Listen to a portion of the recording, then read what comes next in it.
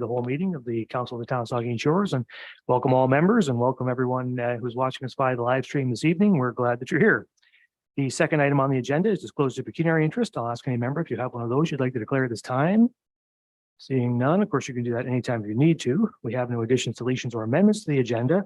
We do have a couple of open forum requests, and before we get started with those, I'll just remind the speakers that Council's allotted 3 minutes for each of our open forum speakers. So we'll ask you to respect that timeline. All right, so our first open forum presentation is on the declaration of surplus land, and it's by Mr. Peter Stork.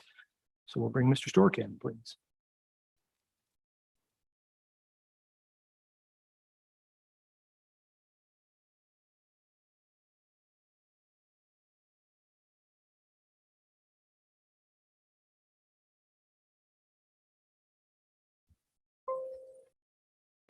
Okay.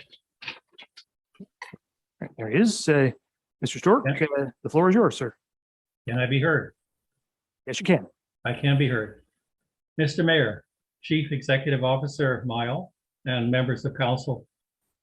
Beginning several years ago with a request for proposal and following the selection of a proponent, the only applicant, the proposed development of the Cedar Crescent Village has moved through various phases of a fluid, frequently changing concept with respect to location, function, and architecture, not to mention the approval and licensing process. The project has been a procedural and public relations disaster. And now council is being asked to vote on a motion to declare as surplus property the location of the development.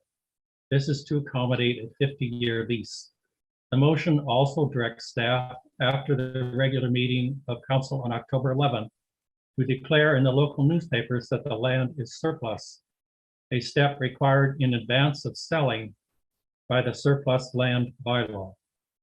There is no explanation as to why this does not obligate the town to sell. In looking at the two relevant bylaws, one pertaining to the process for declaring and selling surplus land, the other simply adding another type of land, closed road allowances, that could be declared surplus, I fail to see why the property on which development would occur should be declared surplus because it involves a 50-year lease. The bylaw is silent on this, it just is. Although a staff report states that the designation is required to support the registration of the lease on title, a vague statement. The exercise seems to be nothing more than legal bookkeeping, except that once declared surplus, the property in a legal sense could be available for sale at some future date, unless specifically excluded by another bylaw or some sort of binding guarantee. If you will not be deterred from this commercial development, which I strongly oppose, then I ask council to change the length of the lease from 50 years to a term that does not trigger the surplus land bylaw. The entire exercise may be a result of flawed bylaws and bad communication. But the message being thrown out to the less legally attuned public, myself included, is that council is preparing to sell off and sell us out. Thank you for your attention. Thank you, Mr. Stork.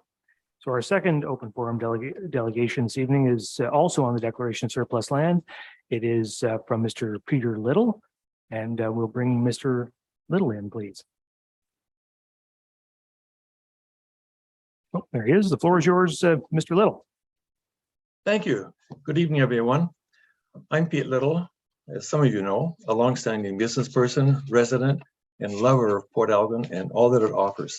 I'm here to address the declaring of part of our waterfront surplus in order to execute or confirm the 50-year lease with the CCV.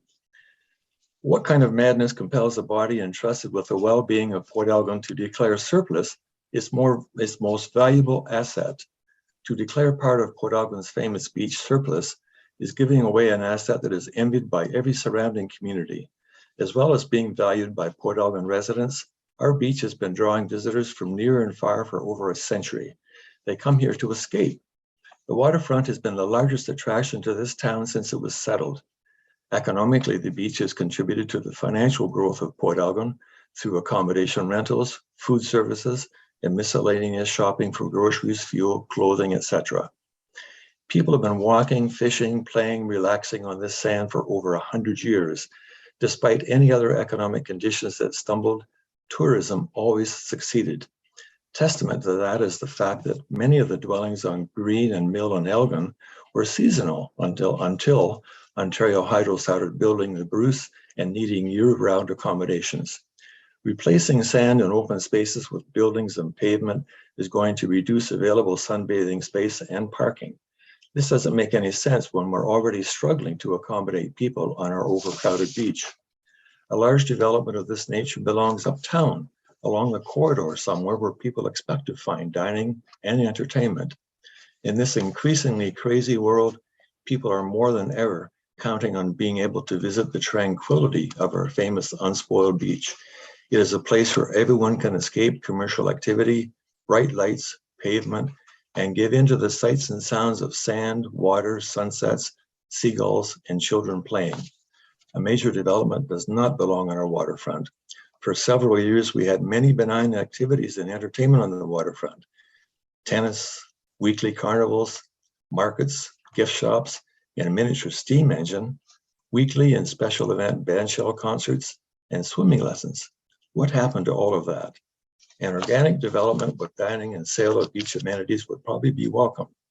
It should be no larger than the former train station. It should be in keeping with the uniqueness of the beach. Because of congestion and other issues like the embarrassing general disrepair of the beach, people are already finding other beaches to visit. A large development on the beach will not attract more visitors to our town. I think it will drive them away. You have been entrusted with the welfare of the community. Please do the right thing and protect our precious waterfront. Thank you for your time. Thank you, Mr. Little. Okay, so that brings us to the end of our open forum delegations, and now we're on to item 5, delegations. And there are 2 items listed there. The first one is actually occurred prior to the council meeting, but I will just speak to it briefly. We were very honored, council was, to welcome into the Plex this evening the PWSA U11 Saugeen Shores Sting Provincial Grand Champions, and I was very honored to give each of them a certificate congratulating them, and I know members of council, all members of council were there to congratulate them as well, and I know the entire community is very proud of their accomplishment, and anyway, I just wanted to make that statement here in council and congratulate them. Yeah. So our second delegation is from Robert Stanley, who is the co-chair of the Lamont Sports Park Committee, the Lamont Sports Park Committee, and he's here to give us a fundraising update. Rob, the floor is yours, sir. Thank you. Can you hear me, folks? Yep, we hear you fine. Thank you. Mayor Charbonneau, Deputy Mayor Matheson, Vice Deputy Mayor Myatt, distinguished councillors, and Saugeen Shore staff. On behalf of the Lamont Sports Park fundraising campaign, I, Robert Stanley, co-chair of the campaign team, present to you a final report on the campaign to raise $1 million for the development of Phase 2 of Lamont Sports Park.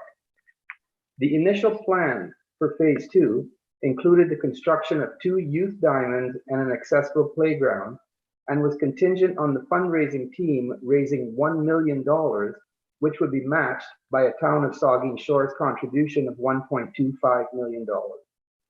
The first phase of the campaign was conducted over a 10-week period, commencing in mid-January 2022. The campaign achieved immediate success, and by the end of February had received over $400,000 in donation commitments. On April 25th, I provided an interim report to council stating that on April 28th, we would be announcing 2 diamond sponsorships, and with those 2 announcements, we had in hand sponsorship commitments for all 9 park naming elements included in phases 1 and 2 of the park. These 9 park naming elements, which accounted for $775,000 in donations by the end of April, included a park sponsor, a sponsor for the accessible playground, the Sun Shelter, and sponsorship of all 6 Phase 1 and Phase 2 baseball diamonds. Presentations to local businesses continued during the month of May, and on June 4th, the public was invited to celebrate a public peek at the park, which attracted over 1,000 visitors, with Enbridge sponsoring the day's events, including providing food and drink for park visitors.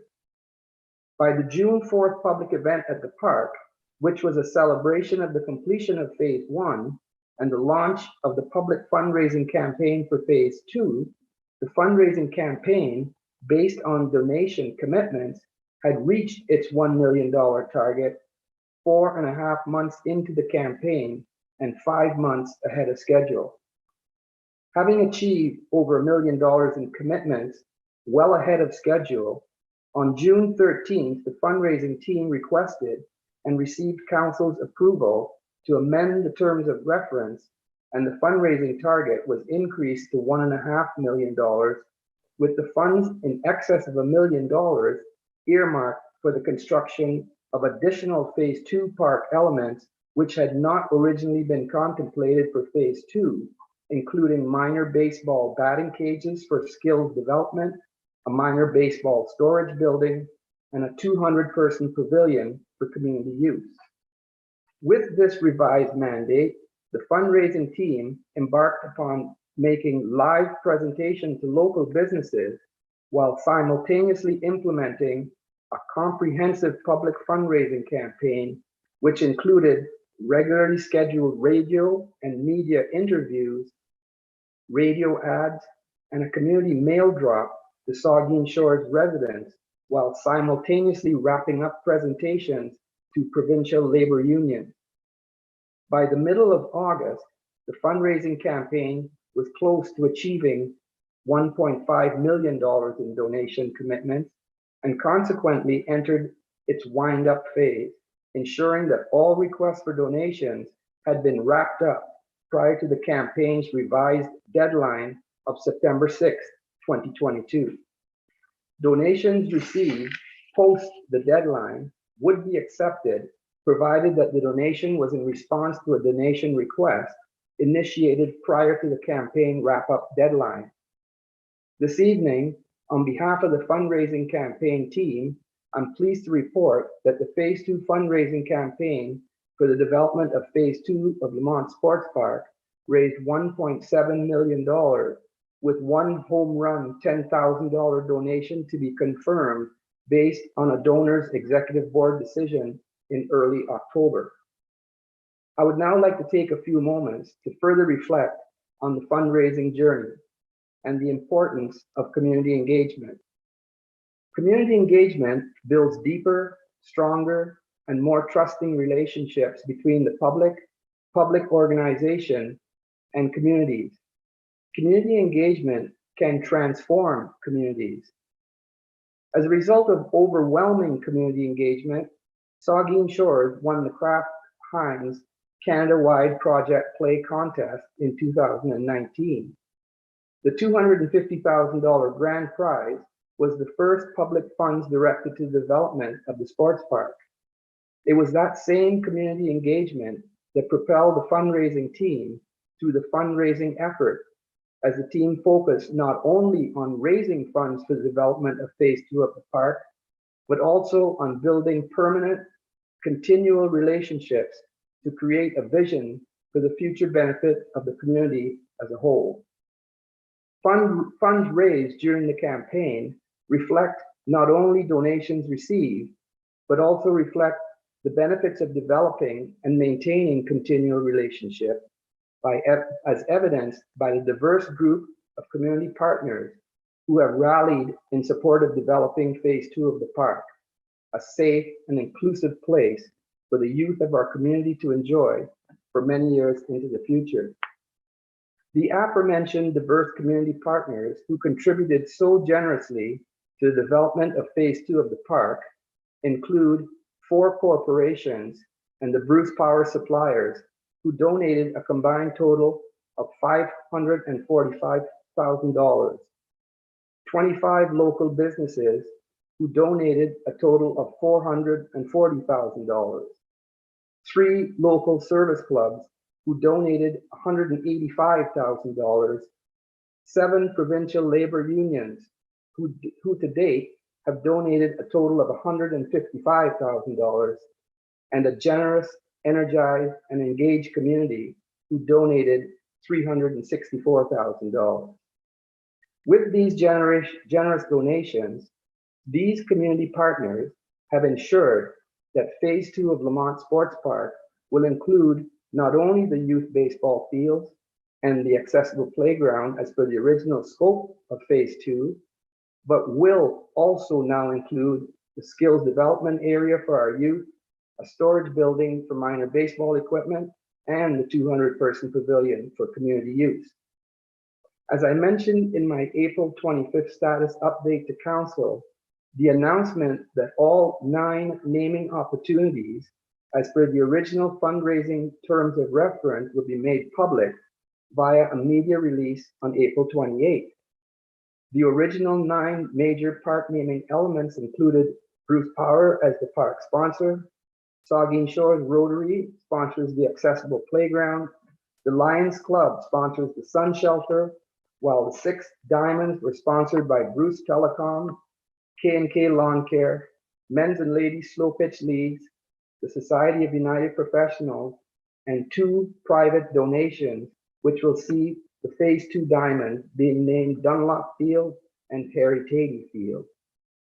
Since that update on the original 9 park naming opportunities, I'm pleased to report that based on the revised fundraising target, 5 additional naming features have been added to the park, 3 of which will direct traffic in the main thoroughfares within and leading to the park.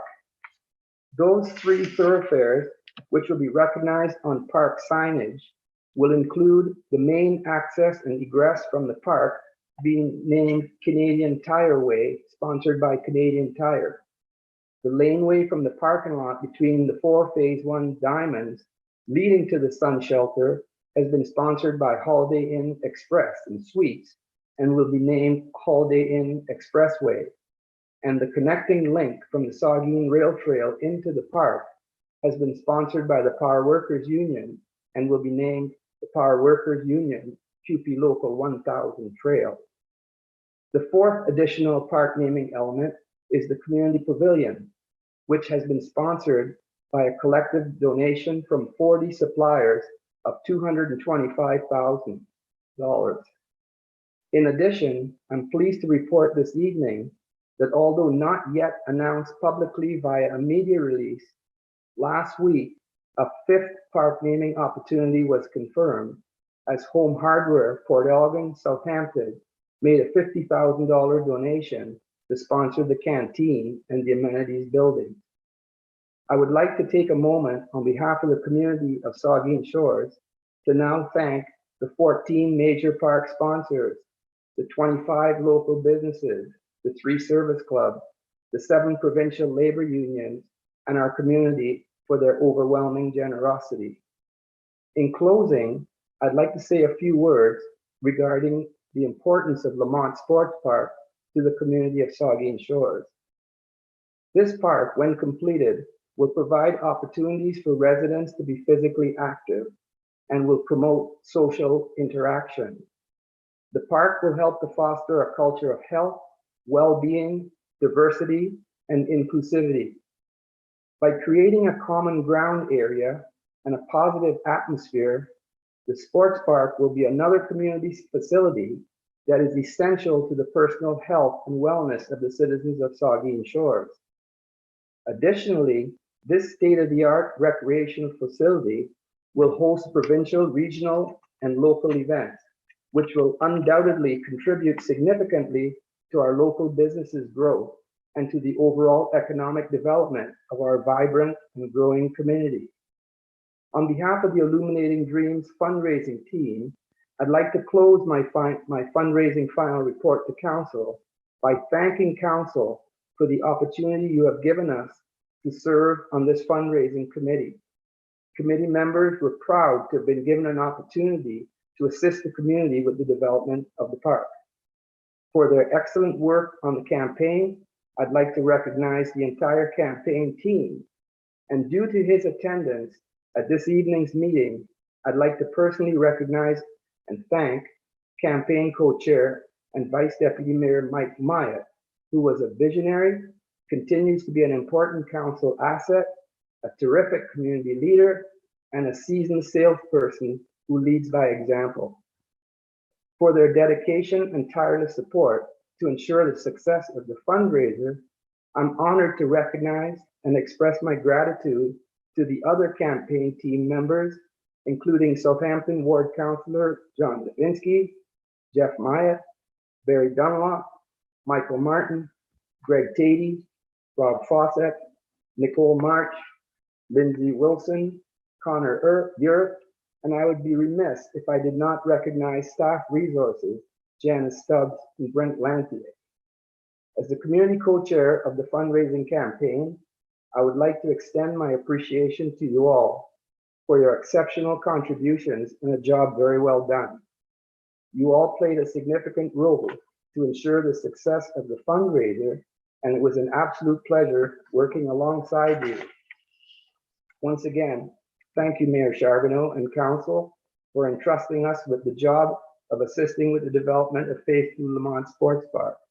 It was an honor to serve you, and this community fundraiser will be a life experience that I will cherish. Respectfully submitted. Thank you. Well, thank you, Rob, and congratulations on $1.7 million raised for Phase 2 of the Lamont Sports Park, which, and I haven't been around for the entire history of the town of Saugeen Shores, but I have to believe that that is the largest dollar amount ever raised for a rec facility in the town of Saugeen Shores. It's an absolute incredible accomplishment. Questions or comments from members? The Deputy Mayor. Thank you, Mr. Mayor, and through you, Rob, thank you for your presentation tonight. Mr. Mayor, the strength of any community are the people that live there, and more specifically, those who give freely of their time to volunteer in various and numerous committees, coaching teams, and just being there when needed. The members of the Lamont Sports Park Committee are no different. They began with the goal of raising $1 million to help build the next phase of the sports park. As chairman of the Phase 1 committee, I know firsthand what was needed to get this project moving along. I would personally like to thank the members of the committee who co-chair Stanley has already mentioned. Thank you very much. They, like all volunteer committees, went above and beyond their mandate. As mentioned, they were originally tasked with raising $1 million. And through their hard work, amazingly, they raised over $1.7 million. This is incredible. This hard work and their dedication is going to make the Lamont Sports Park the envy of Midwestern Ontario. I look forward to the opening pitch next season and the many, many games and tournaments that will come to Saugeen Shores as a result of the hard work of this committee. I personally want to say thank you to each member of this committee for what they have done, and I'd like to give them show my appreciation by a round of applause. Chairman. Thank you. Thank you. Thank you. Further comments, questions? Vice Deputy Mayor. Yeah, thank you, Mr. Mayor. And I just wanted to say to the members of the public, corporations, local business, Rob said it all, but you know, this all started back with Kraft Heinz Project Play in that successful weekend we had with voting, and $250,000 set this whole process in motion, and that was the start of it, and led to the successful campaign. Rob, I just really want to say thank you publicly to you as co-chair. You spent hours and hours and hours, more than anyone ever realized. I know how much time you spent because I know how many phone calls you and I had back and forth, but you went way, way, way beyond the call of duty as a volunteer. I've got to know you really well, and when you set your mind to something, Rob Stanley will get it done. And I only hope that we'll see your face around Saugeen Shores on future committees. So I just want to say thank you, Rob, for co-chairing, because you made my job a whole lot easier, and I could not have done it without you. And then the rest of the committee just did tremendous work, Mr. Mayor. And I just my hats off to the entire committee. I did want to say the 1.7 million is a true number. There will be an announcement hopefully in the near future. We've got a total of 8 donors lined up that we won't mention all tonight, but that's for the pavilion. And that pavilion was to cost about $500,000, and we think we're going to be able to build that for probably $100,000. So we've got, we won't announce them tonight, but still in negotiations with a couple groups. But we have 8 donors lined up, and one big one to come, we hope. So that total is probably going to get up into the 1.8, maybe 1.9. So that's and again, thank you to the public, and Bruce Power kicked this whole thing off with 250 and the suppliers network 225, and the way it went. So just thanks again, Rob, and to the entire committee listening here tonight. Just a great job everyone did. So thank you, Mr. Mayor. Thank you. Are there further comments? Councilor Dubinsky. Thank you, Mr. Mayor. Thank you, Rob Stanley, for your presentation. It was just great. I was on the committee. I was put into the committee after Kristen Schreider had to leave. And so I became part of the committee. And I can honestly say that the co-chairs, Mike Myatt and Rob Stanley, drove me out of my mind. But you know what? They got the job done. And that's the name of the game. Lots of phone calls, nowhere near as the number between the two co-chairs, but there were lots of phone calls, and there was lots of behind the scenes work. And like I said, they just drove me out of my mind. And if they should be co-chairs on something else, I will serve in a heartbeat. Congratulations, gentlemen. Thank you. Thank you very much. Very good. Are there, yeah. Sure, they still be around. I just want to, and I don't say this enough about my son Jeff. I'm going to send him out because every piece of stuff like this, and 2-minute videos and 5-minute videos and drone footage you put into videos, and I don't say thank you enough to my own son, but he did I'm tooting his horn a little bit, but he really did a tremendous amount of work behind the scenes. And so Jeff, you're listening, I don't know whether you are or not, but we're sure proud of you, and thank you for all the work you did in all of our committee. But I just want to echo that. Thanks. So. I echo that, Vice Deputy Mayor. Thank you. Very good. Anything further? I think it's important to remember that, of course, in addition to the 1.7 or 1.8 or 1.9 or wherever it finally winds up, the town of Saugeen Shores has originally kicked it off with a contribution of its own of $1.25 million, which was what the original $1 million was supposed to match. So what we have now with, say, $1.7 million is an investment of nearly $3 million available for phase 2 of the Lamont Sports Park, which will make for a very significant pool of money to build all the things that have been sponsored, and really to build a very exceptional phase 2 of that park. And when you add that on to the more than $5 million that we spent on phase 1, you're going to have an $8 million ball facility on the south end of Port Elgin. I'm trying to think, can anybody else name an $8 million ball facility anywhere near here? I sure can't. That's because the deputy mayor, I think, rightly said, it's going to make it a facility that's the envy of southwestern Ontario, and that's going to bring a lot of people from around southwestern Ontario into our community, and it's going to be something that the people of Saugeen Shores can be proud of. And I think when we're building rec facilities or any facility, we should always aim to build things that improve quality of life for the people of our community and make them proud. And I think we want people to be proud to call Saugeen Shores home, and they certainly will be able to as a result of this project and as a result of your work, Rob and Mike and John and the whole team. So once again, I just a big thank you to all of you. I had the honor of having some hamburgers and presenting you with certificates a couple of weeks ago of gratitude, and I appreciate to have that chance. And I'm confident we'll be seeing you folks on our committees and working on behalf of the community in various different ways in the future, and we are very much looking forward to that. So thank you very much for your achievements. Thank you. Okay, have a good night, Rob. Thanks a lot. So we're moving on then to reports of municipal officers and committees, and 7.2. The first report there is a staff report on the 2021 reserve and reserve fund transfers, and we have the treasurer. Thank you. Thank you, Mr. Mayor. This report details all reserve transfers made throughout the fiscal 2021 year. Some of these transfers were approved through the 2021 budget process. Some were approved by council in motions made through the year, and some, such as project surpluses or deficits and entries allocating interest to specific reserve funds, are done in accordance with policy and past practice, but have not yet been formally approved by council.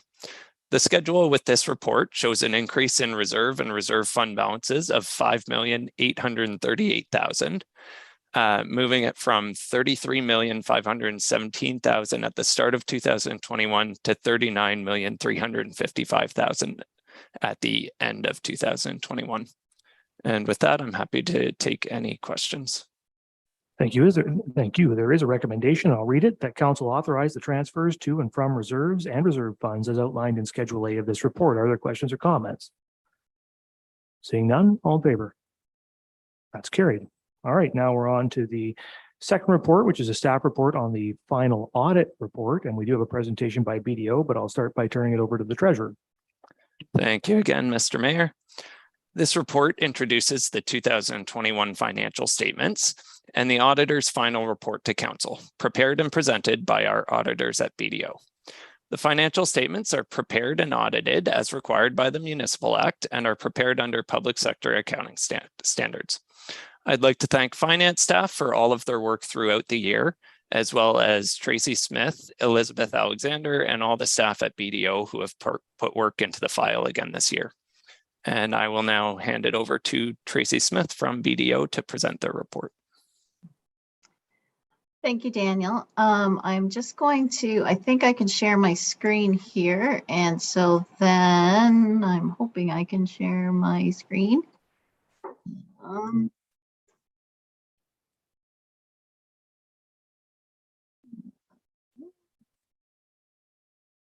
There we are. And I've lost the picture. So do I have the report up there? Yep, we can see it. Okay.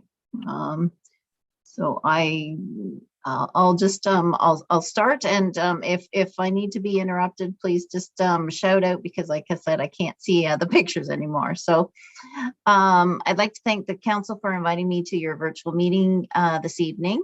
We'd like to also thank Daniel and Danica and the finance team for all their assistance helping us out during the audit.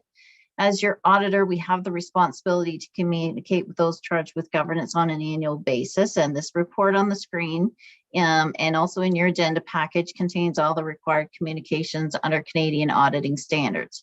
The communication is very similar year to year, as the content is prescribed by the standards. But we are required to communicate it on an annual basis. So I'll just provide a brief summary of the communication and then provide a high-level overview of the draft financial statements, which are contained in Appendix A of the report. Since we are virtual, I will take questions at the end of the presentation. Just moving on, and I apologize for the scrolling to the executive summary. The financial statements are presented in draft. The financial statements need approval by the council before they can be released and final. And once approved, we need to obtain a representation letter and do subsequent events work up until this approval date. We confirm we are independent on an annual basis. Materiality we used for the audit was $1,100,000. In terms of internal control issues or other issues, there were no issues that arose during the audit that we needed to communicate to council. It was a very clean audit, and the staff provided all the working papers to support the audit opinion. Unadjusted differences on page 8 are not material, so we can issue a clean audit opinion. So that's a very quick summary of the communication, and I'm going to move to Appendix A, so I have to scroll quite a few here. So please give me a minute to scroll through to Appendix A, which is the draft financial statement. So in Appendix A, you'll find the draft financial statement, and you will find our audit report on page 2. The audit reports, as your auditor, it's our responsibility to give an opinion on the financial statements that were prepared by management. The financial an audit is the highest level of assurance we can provide. As in the prior, there is a qualification relating to completeness and existence of capital assets with respect to the timing and recognition of when subdivisions have been assumed in the past. Except for this, in our opinion, the financial statements present fairly in all material respects the financial position of the town in accordance with Canadian public sector accounting standards. And I will move on to the balance sheet, which is on page 5. The balance sheet or the statement of financial position is at a point in time. It's as of December 31st of 2021. On December 31st of 2021, total assets were $58.4 million. The largest portion is $44 million that was in cash and investments. The cash increased $6.6 million because $5.8 million was put into reserves and your obligatory reserve funds. And then there is also unspent grants of $1.5 million. The liabilities totaled $39 million at December 31st. There was an increase in accounts payable, but that's just normal timing differences on when your large capital projects are on the go. So there was more capital projects on the go at the end of 2021 versus 2020. I just want to point out the deferred revenue here of $11.7 million. That includes your development charges, your gas tax, and grants not spent at the year end. So these are like reserve funds, but they're obligatory reserve funds by legislation, which means the revenue is not recorded until on your income statement until the expense is recorded and you've spent the money. That brings us down to the net financial assets of $19.3 million. This is a key financial indicator. Positive means you have resources for the future. It is similar to the prior year because although you did take on some new debt during the year, the debt increased $5.5 million for the sports park. But even though you took on that new debt, your financial assets remained the same because you put additional money into reserve. Your tangible capital assets were $177 million, and those are the physical assets at cost, not replacement cost, less amortization. During the year, the municipality invested in $17.5 million in new assets, so a significant increase in your infrastructure. The accumulated surplus is the equity built up over time, both monetary and physical assets of $196 million. That includes $158 million invested in capital assets net of the external debt, and also $39.3 million in reserves and reserve funds. On the next page, you'll have the statement of operations, which is the transactions for the year. The revenues totaled $43.4 million, and that includes all revenues for all external revenues for both operating and capital. Does not include any transfers from reserves to finance capital assets. The expenses include operating expenses and amortization. So that does not include your actual capital purchases nor your transfers to reserves. The budget amount does look significantly different from your actual amount of $32.5 million.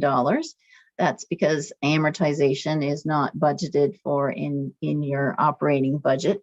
If we remove the amortization, your expenses would be $25.6 million, which is very similar to what you had budgeted for. The annual surplus of $10.8 million is the revenue less expenses. However, it's important to note that that's not your operating surplus. This annual surplus on this statement focuses on the long term. So it's the amount of external revenues raised during the year after your operating costs and your amortization. So you want this number to be a positive number, and you want it to be a significantly large number to be able to make your capital purchases and pay for your debt payments from this annual surplus. So on the next page, we take the 10.8 million in the annual surplus and we adjust it for actual capital purchases, where you'll see the 17.5 million that you invested in your tangible capital assets. And we add back the amortization that was included in the expenses on the previous page. That brings us down to the change in net financial assets of $255,000. The funds transferred to reserves and the amounts received from proceeds of the debt were similar amounts. And so that's why the change in your financial assets is almost a break even. On the last statement on the draft financial statements is a statement of cash flows, which shows what's actually physically going in and out of your actual cash bank account. In the middle here, you'll see 20.3 million came in from operations. You spent 17.4 million on capital assets, and you had 5.5 million come in long-term debt, and you repaid 1.3 million of your old debt. So the net increase in your cash in the bank is $6.6 million. So overall, the town is in good financial position. You've got some positive cash flows with almost 37 million in the bank and reserves of $39.3 million. You'll need to just keep monitoring your long-term capital budgets and your capital asset management plan to ensure that you have sufficient reserves and room for future infrastructure requirements. So that concludes a very high-level overview of the financial statements. I'm going to stop sharing so that I can see everyone. And are there any questions? Thank you, Tracy. Are there questions or comments from members of the committee? Councilor Grace. Thank you, Mr. Mayor, through you. And thank you, Tracy, for the report, and Daniel for the introduction. Tracy, I've got a couple of questions that I guess I'm referring to the Schedule A. I think it's Schedule A or Appendix A. Okay. And I did send these along, so hopefully it's not catching you unaware, but I think that the public might be interested. I mean, when I read it, I thought, okay, I'm not sure exactly what that means or whatever, so hopefully this will help. So on page 9, there's a chart that talks about individual and aggregate misstatements. Yes. And the total is approximately 115,000, which doesn't reach the level of materiality at over $1 million. Correct. But I wondered, how do we address that total of 115,000? What happens to that money, and how do we make things, balance out? Yeah. Okay. So the things that are on there are amounts that could be adjusted, but are not adjusted. And the two items that are on there are estimates only. So those are estimates of our best guess estimate. Both of those issues deal with public sector accounting standard adjustments. So I'm going to address the second one first, which has to do with the post-employment benefits. So the post-employment benefits is a long-term actuarial estimate of what your post-employment benefits will be over the long term. It does not affect your operating surplus. It is a public an entry that's required under the accounting rules. So it's quite common that one does show up on your as an estimate. And the reason that it's an estimate, or the reason that there's a difference, is because your actuarial report is done every 3 years. So we look at what your actual employee numbers are and the actual costs of benefits are today, where the actuarial estimate was done on a 3-year basis. So to get rid of that one, again, it doesn't affect your surplus, and it would cost more to have an actual valuation done every year to get rid of that number. So that's that one. The other one, again, is a public sector accounting standard requirement. And what that is, and I apologize that the wording on that is not good. It shouldn't say missed supplementals. That's probably misleading and causing part of the problem. What that is the accounting standards require you to make an estimate of what the supplementals will be in the next year. So in 2022, they're asking you to make an estimate of what supplementals you'll receive in 2022 that relate to 2021 and prior. So again, it's one of those things where it's a best guess amount. This is another common one that is on a lot of the municipal unadjusted amounts, because a lot of municipalities don't feel that it's proper to make that estimate. To get rid of it, it would affect your operating surplus, and you would have to make an entry to get it. But again, it's an estimate, so it could be higher, it could be lower. Thank you. I have a couple more, if I may. On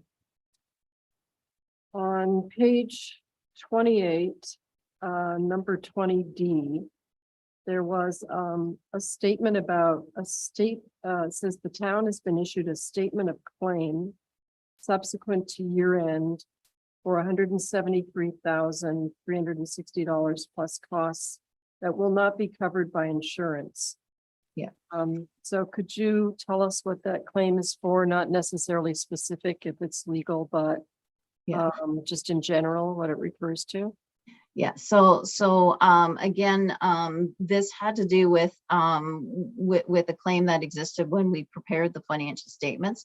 So then we correspond with your legal counsel up until the date. So actually today we just received correspondence from the legal counsel to say that claim was that claim is no longer valid. So that will come out off of your financial statements and for the final version. Okay, great. And one more, if I may. Yep. So on page 17, number 6 talks about our long-term debt and outlines what our principal payments will be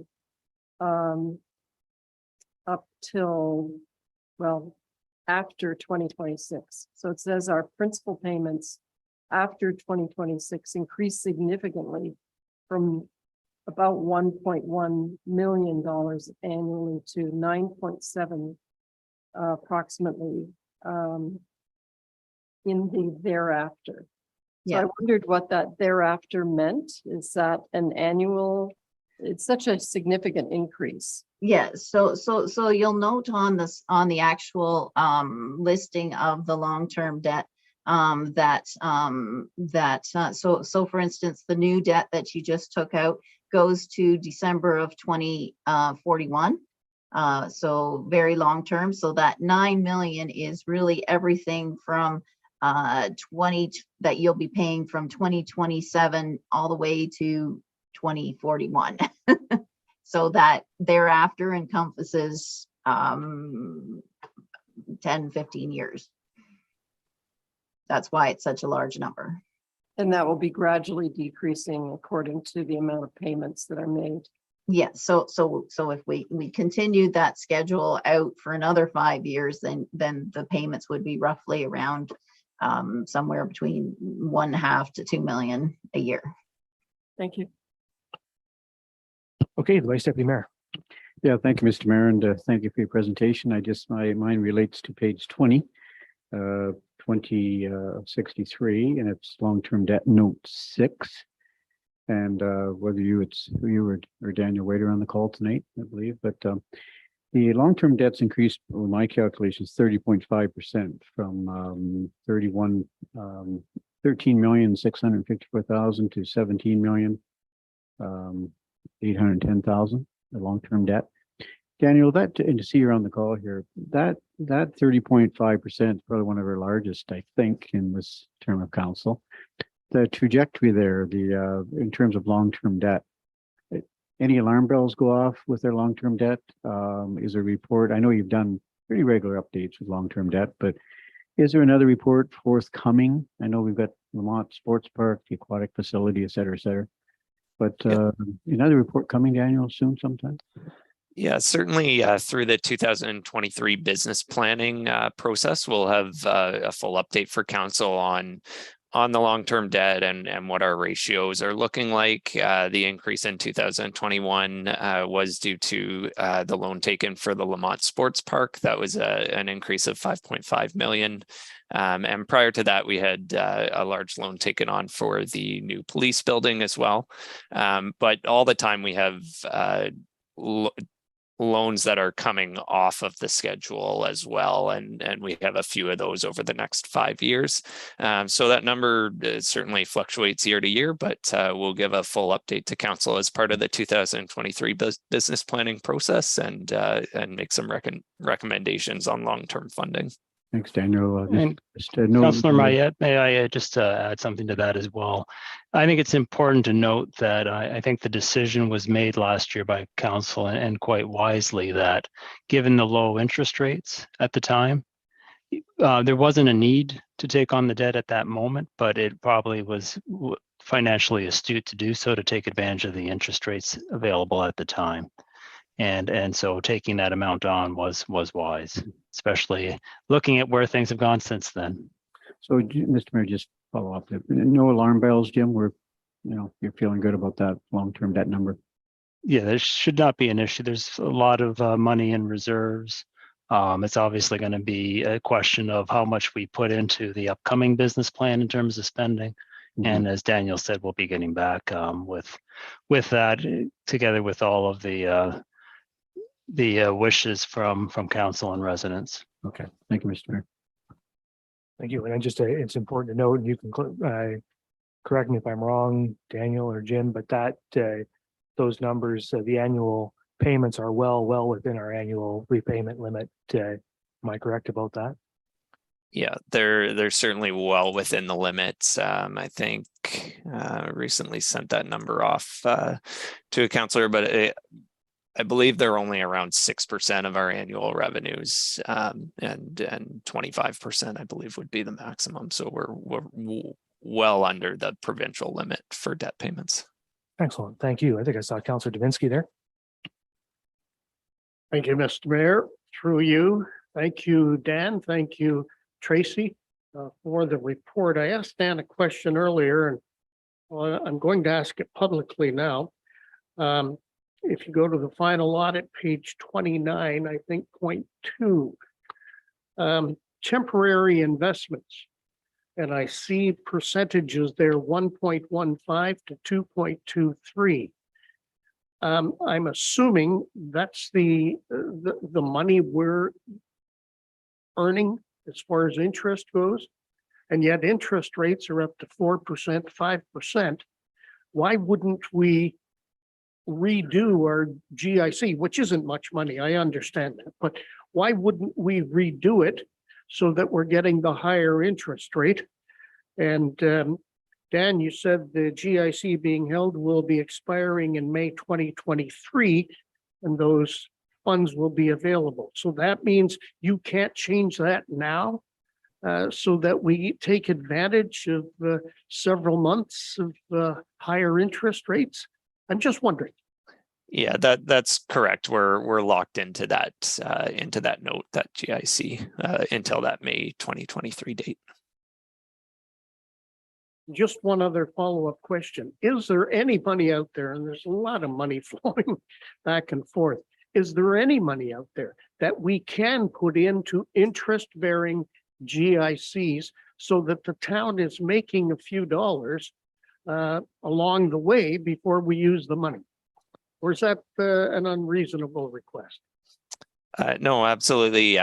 We have a good cash position. We've had a number of GICs from that were locked into older, lower rates mature in the past year or so. So we're very well positioned to invest at higher rates going forward. And again, it's partially part of the 2023 business planning and cash flow projections. So that plays into how much can be locked in for certain terms. But again, through the business planning process, we'll have updates for council on that. May I ask one more question, Mr. Mayor? And that is, why are we locking in the GICs? Why don't we make them flexible so that we can bounce in and out when the interest rates favor us? I would answer that that's just typically not how the GIC products work. Certainly we want to be well laddered, have a GIC ladder of different maturities, and a variety of investments that may take advantage of equity markets, protected of course, but take advantage of equity markets or GICs or bond funds. There's a variety of investments that are available to municipalities, and all of those play a role in our long-term financial planning. I'll hand it over to the Director of Corporate Services just if he has anything to add on that. I agree with what Daniel is saying in terms of the laddering strategy. We could, if we chose not to do the GICs, there's high interest savings accounts, but those are always at a lower rate than the GIC. And so the laddering is in effect allows you to take advantage of the higher rates for locking in, but by staggering it over a time frame, you're not locking into any given period of potentially lower rates. So you're trying to spread that risk and in any investment, if you can lower your risks with the same return, that's obviously a better solution, and that's what Daniel has done in advising council over time, and so it's the right strategy. And a final question, Mr. Mayor. Okay, can you give us an example of the locked-in GIC investments that we have? What kind of return are we getting on those today? And I'm not talking dollars and cents, I'm talking percentage. So the dollar figure represented in the financial statements, I believe, just refers to one GIC. So I can try to quickly pull up the rate there. I believe that the note on the statement probably refers to a range of GICs that may have been held during the year at one point. Sorry, I don't have that in front of me. I'll have to get back to you with that. I wonder if it would be, we're getting into a discussion on the overall investment strategy of the municipality, which is good, and a conversation that we should have. And I wonder, as you come back and prepare the 2023 budget and business plan, if a report on how the municipality's cash is invested currently, and what your strategy going forward is would be appropriate, and then we could have this discussion more fully, and with a report that focuses on it. Is that something that sounds appropriate, Councillor Dubinsky, and to you, Jim and Daniel? Yes. Sounds good to me. Okay. Agreed. So we can talk about that as part of the 2023 budget process. Are there further questions or comments about this report? I just wanted to note that a couple of positive things out of this. The $17.5 million investment in tangible capital assets in 2021 is a very significant investment. You know, you think the Lamont Sports Park was a big investment, but this is $12 million more than that, right? We've made very significant investments in the capital infrastructure of the municipality in 2021. And then when you look at the reserve funds as they existed, what was it, $37 million in cash available, which is almost equivalent to how much it costs to run the municipality in a year.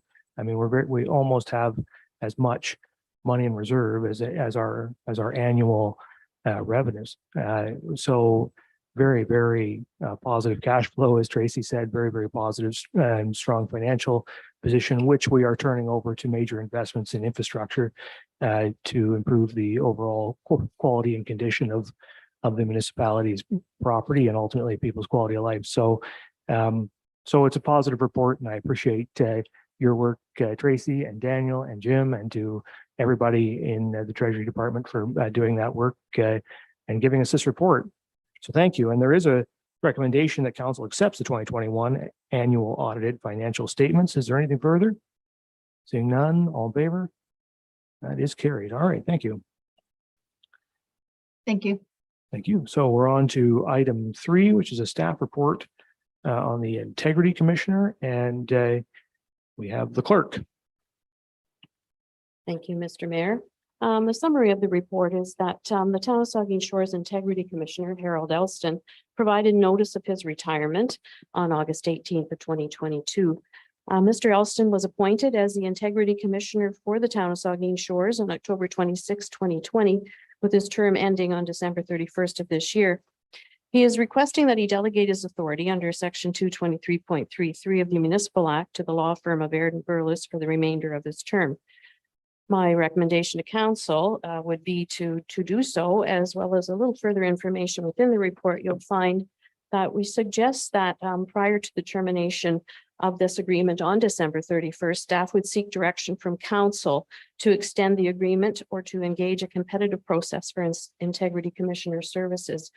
So I'm suggesting, because of the upcoming election and because all of the decisions that a new council may have to make and some of the questions they may have in regards to, their obligations and the code of conduct that they might put forward to the Integrity Commissioner, we take the year to work with Aird and Burles, and then later in 2023, look forward to a competitive process for those services.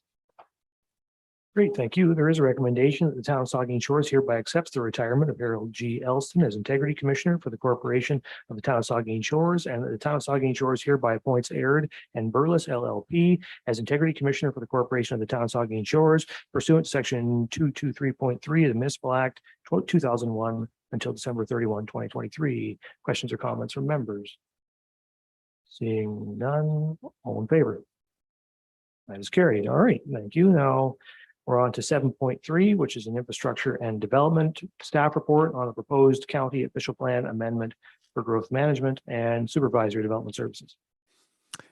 Yes, thank you, Mr. Mayor. And yes, I'm presenting this report. I'm advising that the county has proposed what we're calling a growth management official plan amendment. It's a phase 1 of their official plan review, as noted in the report. I do want to note that they are holding an online open house on September 29th and a public meeting on October 6th. The details of that open house and that public meeting are contained as an attachment, I believe, to the report. To the subject matter directly, the growth management OPA is a long-awaited, and it's sort of an elemental part of planning, and that you understand what your anticipated change is over a period of time, in this case 25 years. How many people are coming? What does that mean in terms of how many households might be anticipated to arrive over that 25-year period? How many jobs does that mean over the 25-year period? You examine a number of things we've outlined in here.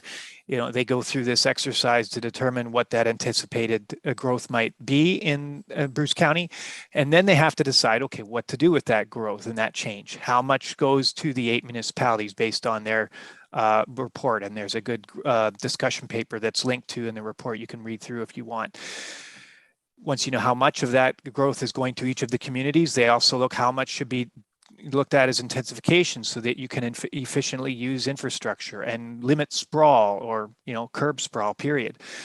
So we've outlined that there's the amendment itself says, and I do want to correct this in the report, it's the third bullet point on the second page that says the population is expected to reach a total of 93,000 by 2046, increasing, it says increasing by approximately 73,000. No, it should be increasing from 73,000. So there's an anticipated 20,000 change in population over the next 25 years. Anyway, so the amendment matters. I did set some of that up, that it matters in Saugeen Shores because we're a community that has been and will continue to experience substantial growth. And the county's own discussion paper says that the majority of or the largest share of the county's permanent growth over the 25-year period is expected in Saugeen Shores. And so identifying that amount of growth to Saugeen Shores means that the policies have a significant effect on the town and how we do our own land use planning. So it's important for us to consider, think about the growth.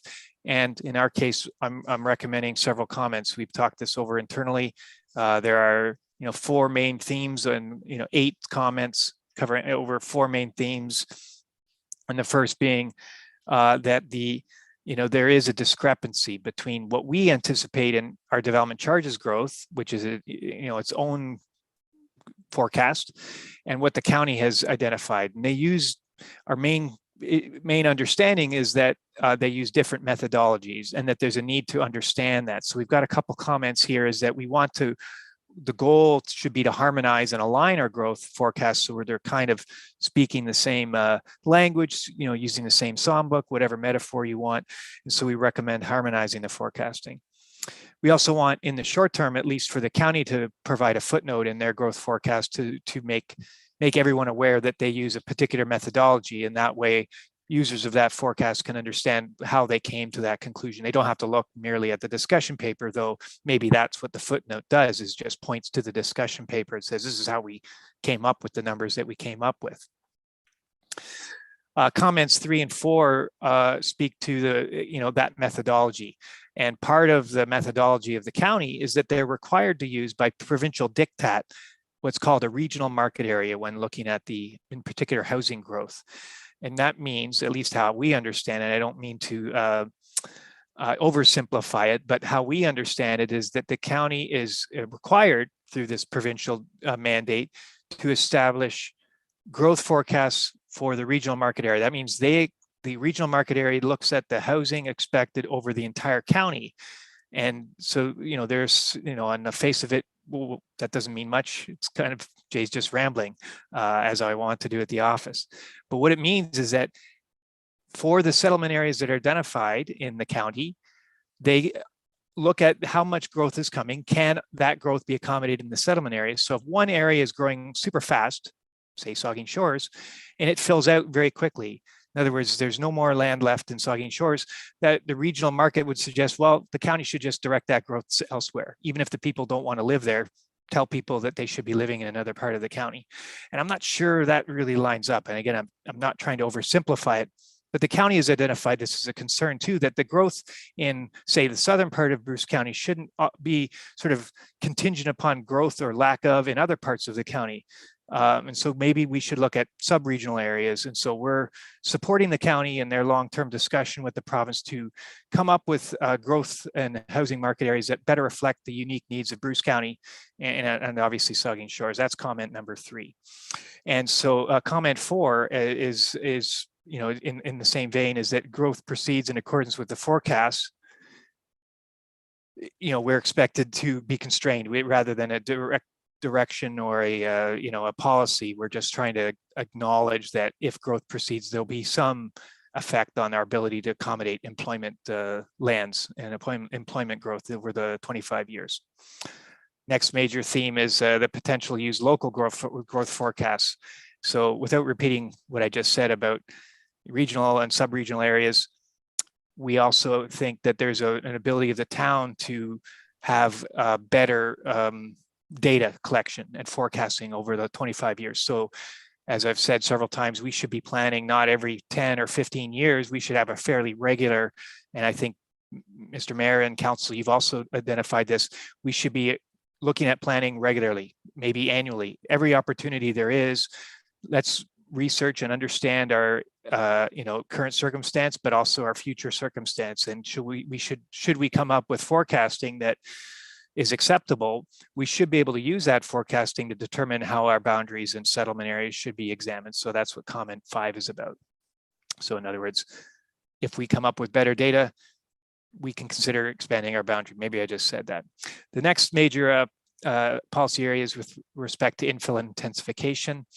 The county's recommending a new target. Actually, I think it's a target for the first time of 15% of growth would be in built up areas. The town's current policy is 10%.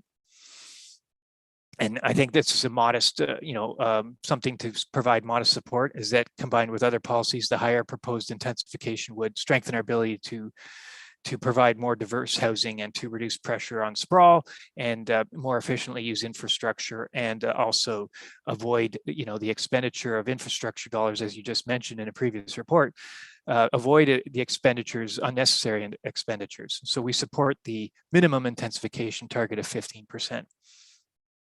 And so comment 7 goes along with that. We should be developing a tool to better understand and track that so we can understand the impacts of that intensification.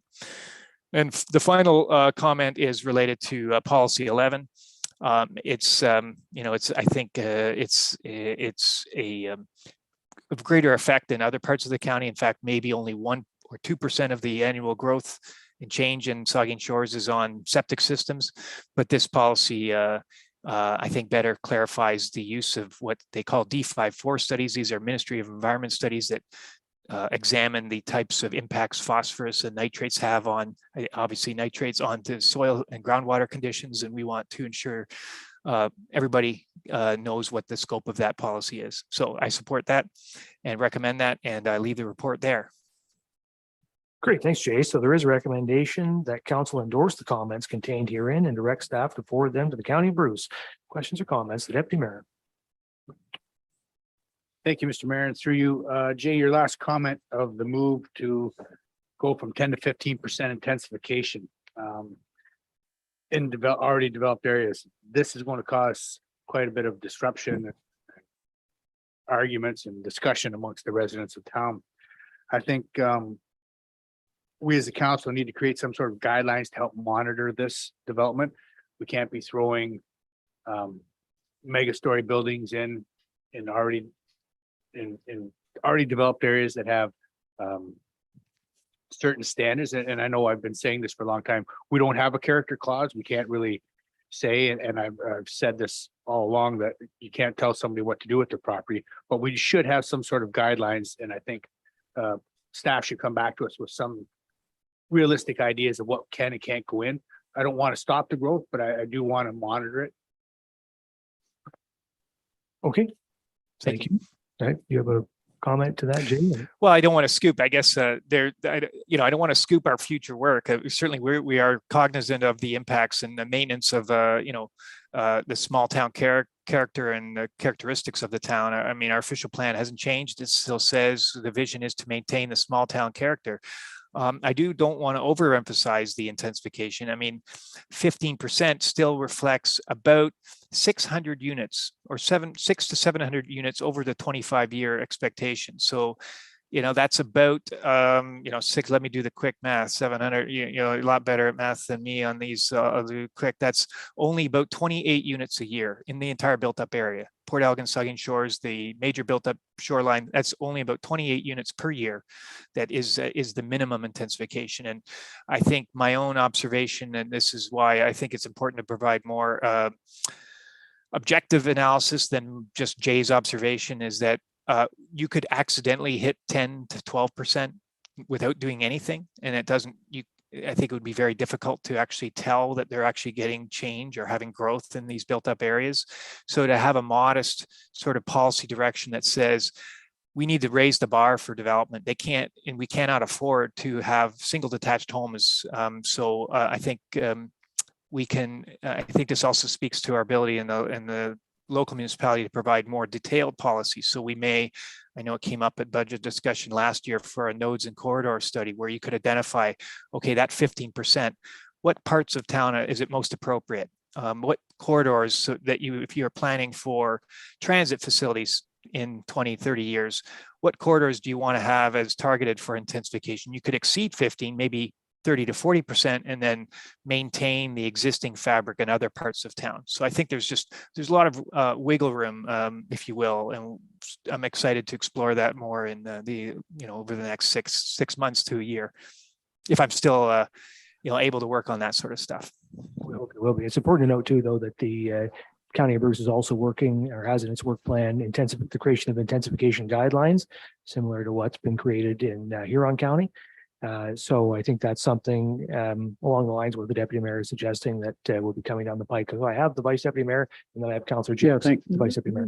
Thank you, Mr. Mayor. Just a couple of comments and question of Jay, but the province of Ontario, the regional market approach, comment 3J, really concerns me, Mr. Mayor. And what they're saying is Lions Head or Sauble Beach, or they need to fill their lands up before the province would entertain the thought of us expanding our settlement area. And I think that's wrong. And I think we as a county, as a municipality, need to be making those decisions if our settlement area needs to be expanded. And Jay, that really concerns me. And we talk about unique pressures in Bruce County, and who knows about those unique pressures better than Bruce County and the town of Saugeen Shores. And I'm not necessarily thinking that the province would understand that fully.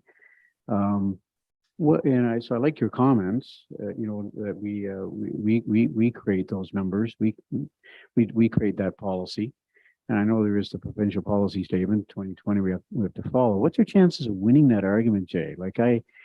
For us not to be able to expand our own settlement areas and rely on the province to do that and fill up lands up in Lions Head and other areas, just before we expand our settlement area, just boggles my mind. I don't understand that. So what's your chance of winning that argument?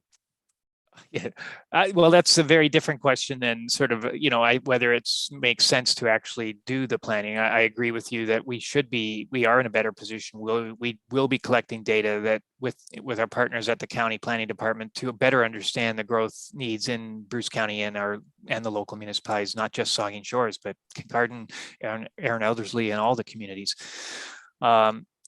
So I can't answer you what's our chances. I guess I like that we're working together. I think that speaks stronger than if we're working independently. So I'm not trying to be hedge and answer, but it's not a yeah. To follow up, Jay, the wording would concern that such an analysis be required to consider the entire county, such that the sum of large surpluses elsewhere in the county could undermine the argument for an expansion to Saugeen Shores. So am I reading that correctly? That before we are able to expand our settlement area, that the province is saying, take a look at the regional approach where you fill other lands up first before we're able to expand? Is that what they're saying? I think they are. It's hard to get into the details. We don't have a lot of boundary expansions. We've been fortunate to be able to accommodate the growth over the last, really since amalgamation within the settlement area defined by the county. So we haven't had to go through the exercise. But if I try to put myself in the shoes of a county planner, if I'm confronted with that direction, there is a need to examine, okay, there's only X amount of land. If there are opportunities to look at the growth, that same amount of population in other areas, why not discuss it? But I think there needs to be a better definition of what the regional market area is. Rather, the regional market area itself, as they define it in the provincial policy, is not supportive of looking at more appropriate scales of what a market area is. I don't think people buying a house and moving to Saugeen Shores for a job or to retire or to whatever is likely to be looking at housing options in far reaches of the county.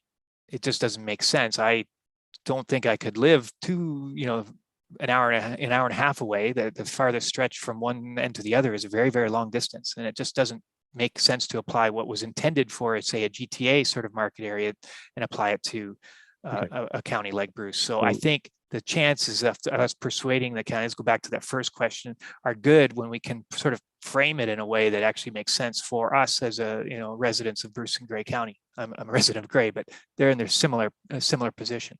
I just, so not to prolong this too long, Mr. Mayor, but I just, new housing starts, new commercial growth brings new assessment, brings new amenities to our municipality.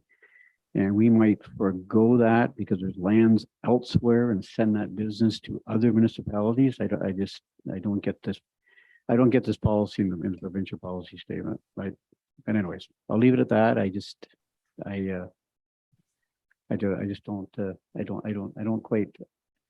agree with it. And I don't quite understand the reasoning behind it. Well, I guess from the province standpoint, I see their reasoning, but I don't like the reasoning. May I, Mr. Mayor, just to interject that it's sort of going back to, I don't want to overemphasize the issue. Certainly we agree that there isn't any chance in the next 5 to 10 years for us to run out of land. Like the servicing capacity, the ability to provide infrastructure for the growth that would actually build out the built up area is not expected over the 5 to 10 year horizon. So we have time. Time's on our side, at least for the foreseeable future, to plan, understand the growth needs, and as we mentioned as one of our recommendations, do our own forecasting and report that to the county. And if they like our revision, we can do our own boundary adjustment based on our own forecasting. So I don't want to overemphasize the concern with having the regional market area. Apologies. I think that's the important point. We shouldn't, I support what you're suggesting, Jay, and support the county's position on it as well. But I think we're look at it wrongly if we think that Saugeen Shores is the community that's under threat here. It's actually the reason this comes up is because a community like Brockton, for example, has a limited amount of residential land to expand into and is worried that Saugeen Shores, which has a huge amount of residential land, will have to be built out before they can grow. So it's actually Saugeen Shores that has the vast majority of residentially available lands to be developed as compared to all of, so it's actually the reverse is the concern. It's Tobermory being worried it won't be able to expand its boundary because until all of the 22,000 people move to the town of Saugeen Shores, right? So we are actually in the least difficult position of all Bruce County municipalities in this case. So once again, I support Jay's report on this point. I support the county's position but it's because I support Brockton and Northern Bruce Peninsula and all of those municipalities that need to be able to grow as much as us and deserve to be able to grow without having to take into account our growth. So anyway, we shouldn't get too concerned for ourselves on this point. It's a point that we should support because it's good for the county. All right, Councilor Gics. You took my words out of my mouth, Mayor. That's how I took it. The other question I had was the official plan that we have. It would follow the county, but I like Jay's suggestion that we also include the forecast. So we're actually providing information to the county that they could adjust. It's a living document. They can change it at will, I think. Jay, can they not? Yeah, and I'll use the draw some opportunity to draw more attention to the employment side. One of the or one element of the report and the county's analysis is that we are going to face a deficit of employment, non-residential lands over the 25-year. Not in the next 2 to 3 years, but maybe 10 to 15 years. But because we're in a continual process of updating our plan or want to get into the habit of doing regular review and analysis updates so that we're, constantly adjusting based on changes in current reality, we can trigger those amendments either independently from our own work or, feed that information to the county and either apply directly to amend their plan or have, them regularly update. I think they want to get into the position so that they're doing an update regularly as well, rather than waiting, say, 20 years. They want to be in the same boat as, that philosophy. Okay, thank you. Are there further, Councilor Mayette? Thank you, Mr. Mayor, and through you. Jay, good report and a lot of good discussion. A lot of my thoughts have been covered in the last bit of discussion.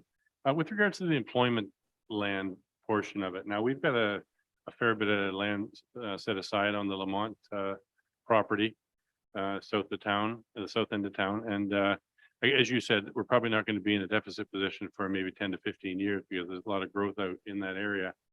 Now, when it comes to designating what areas can be used for employment lands and residential for that matter as well. We certainly, there's not a good appetite amongst the public to take farming land. And I don't think the county is into taking farming land out of service to put in subdivisions, although in some cases our settlement area does do that.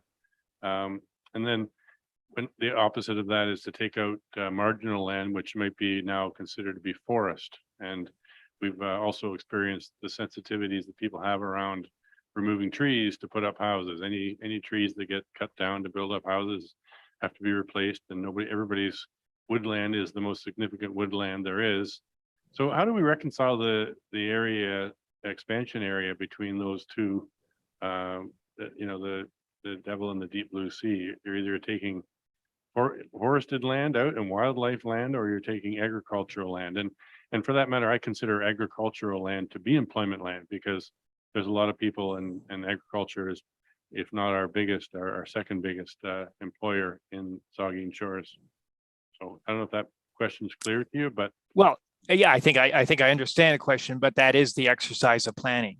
How best to use the resources that are that are available to you to accommodate the change that you anticipate over a very long time. In our case, we are anticipating a very large amount of population growth. We have pressures to protect woodlands. We have pressures to avoid sprawl on farmland. We have pressures to maintain small town character. Can you create a system? And this is not an answer by any stretch, but that is the whole exercise.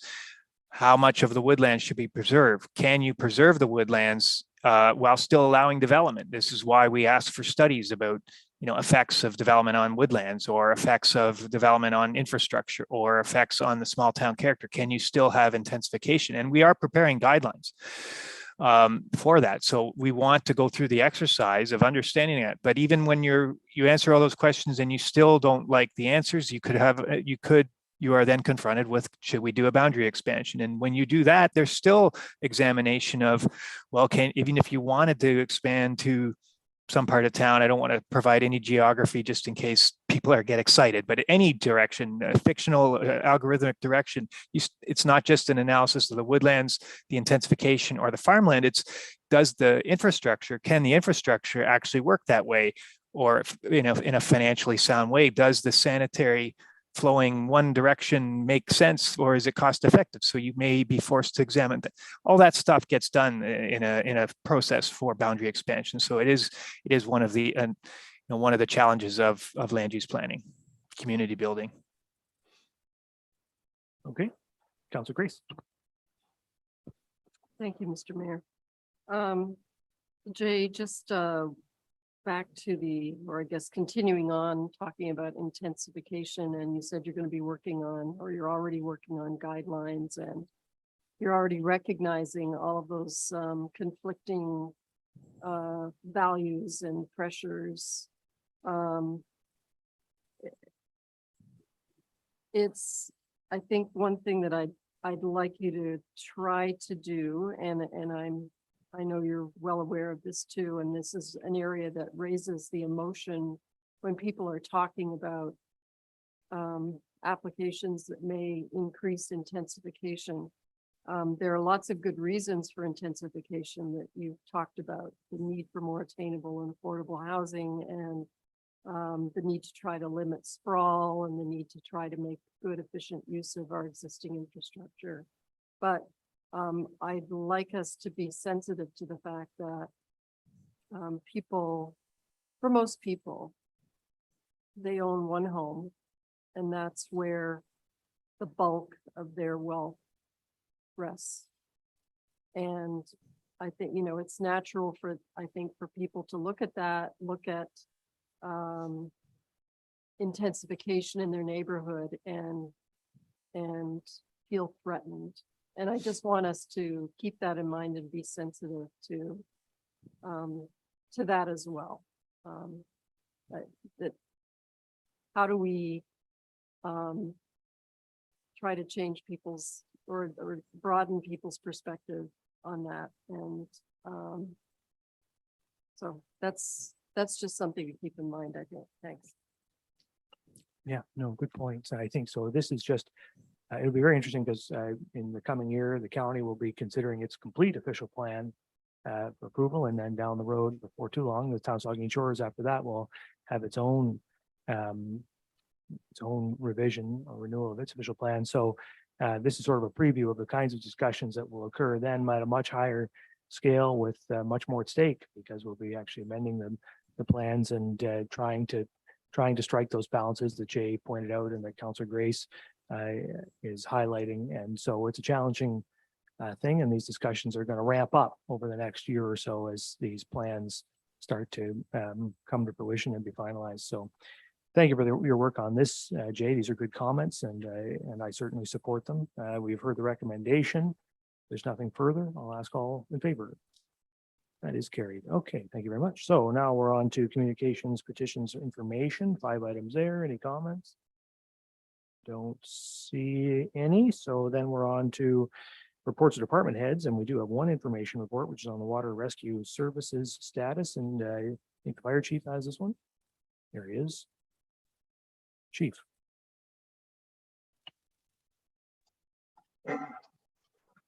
Thank you, Mr. Mayor.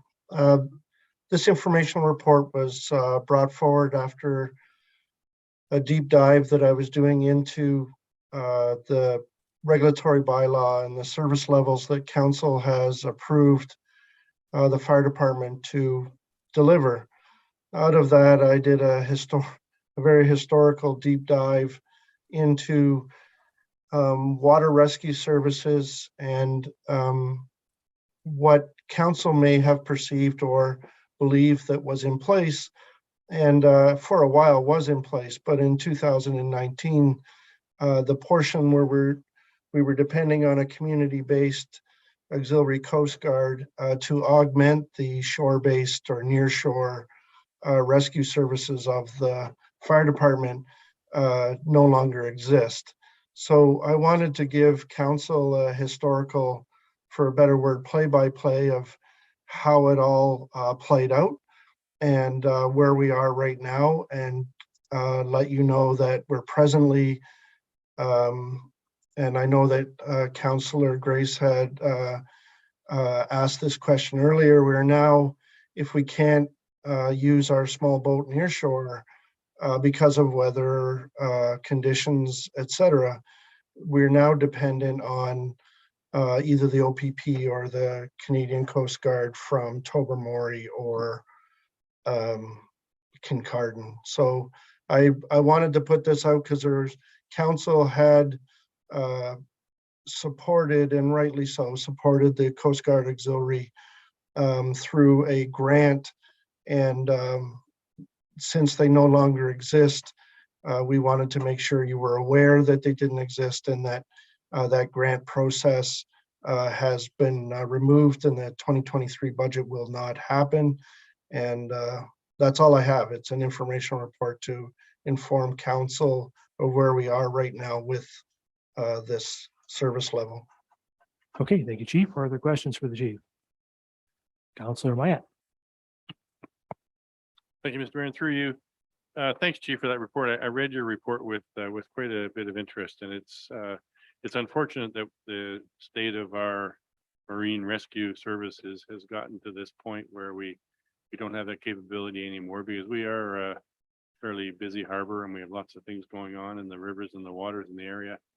It's just what makes me most upset is the way this requalification system works. You can be a fully qualified marine vessel operator 1 week, and then a piece of paper says that your qualification expires and you're no longer qualified. And that seemed to be the impetus to what led to the demise of our service here. It wasn't so much the funding, it was the fact that the cost that it takes just to keep these certificates up to date. I mean, you get a driver's license once in your life, and if you keep driving, you're probably more qualified than the day you got it. But in the marine world, if you've got 3 years, and then your qualification lapses and you have to start all over again. And it's quite unfortunate that it's gotten to that point, but that's the world we live in. And there's people that make money off requalifying people for these things. So it's sorry to see it go, but thanks for the report. And I'm glad we at least have one boat with the fire department that we can do at least river rescues or nearshore rescues. So thanks for the report, Chief. Okay, thank you. Further comments or questions for the chief? I see that I suspect you'll be reviewing the fire department regulatory bylaw and looking at the service levels going forward. And so I think this is a conversation the council can have, and well, along with the administration, about what levels of service we want to provide and then how we will resource those things. Of course, if you change your level of service, you have to change your level of funding. And so we'll have to have those discussions. But like all that is to say, there's some opportunity to discuss this going forward and see how we want to approach it. So Absolutely. The new year, we'll see a regulatory bylaw report with recommendations, and then out of that can become some, I'm sure, very healthy discussions about supporting those levels of service and what that means. So thank you for the opportunity. yeah, thank you, Chief. We'll look forward to those discussions. Okay, so that brings us to the end of the committee of the whole, and we'll have statements by members and the deputy mayor. Thank you, Mr. Mayor. And through you, I have two things. The first is I'd like to express my thoughts and prayers to the people and family communities of the Maritimes affected by the deadly storm that hit the last couple of days. I know there's a lot of people in Saugeen Shores that have family members out there, and I hope everybody's safe.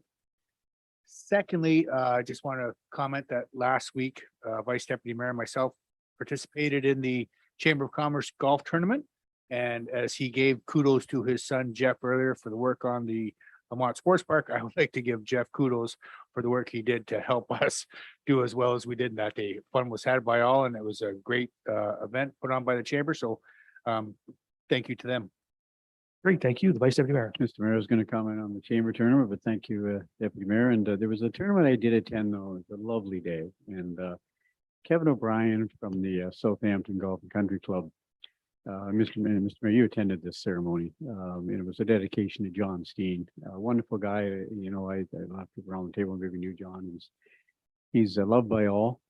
He passed away suddenly this past March, and he was the superintendent at the Southampton Golf and Country Club. And Kevin O'Brien, you and I attended, and there's a memorial there. But Kevin donated $30,000 to Lamont Sports Park recently in memory of John Steen.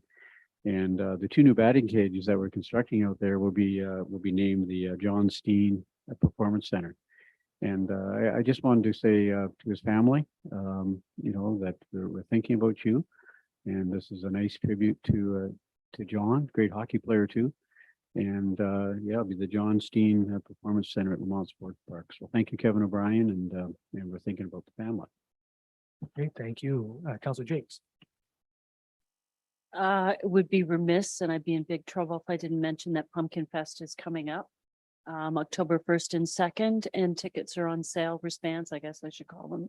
And the schedule of events is out as well on the website, and I'm sure there'll be advertising as well. But I just want to thank ahead of time all the volunteers from the committee, as well as the groups and community groups that are going to be volunteering for that weekend. So thanks.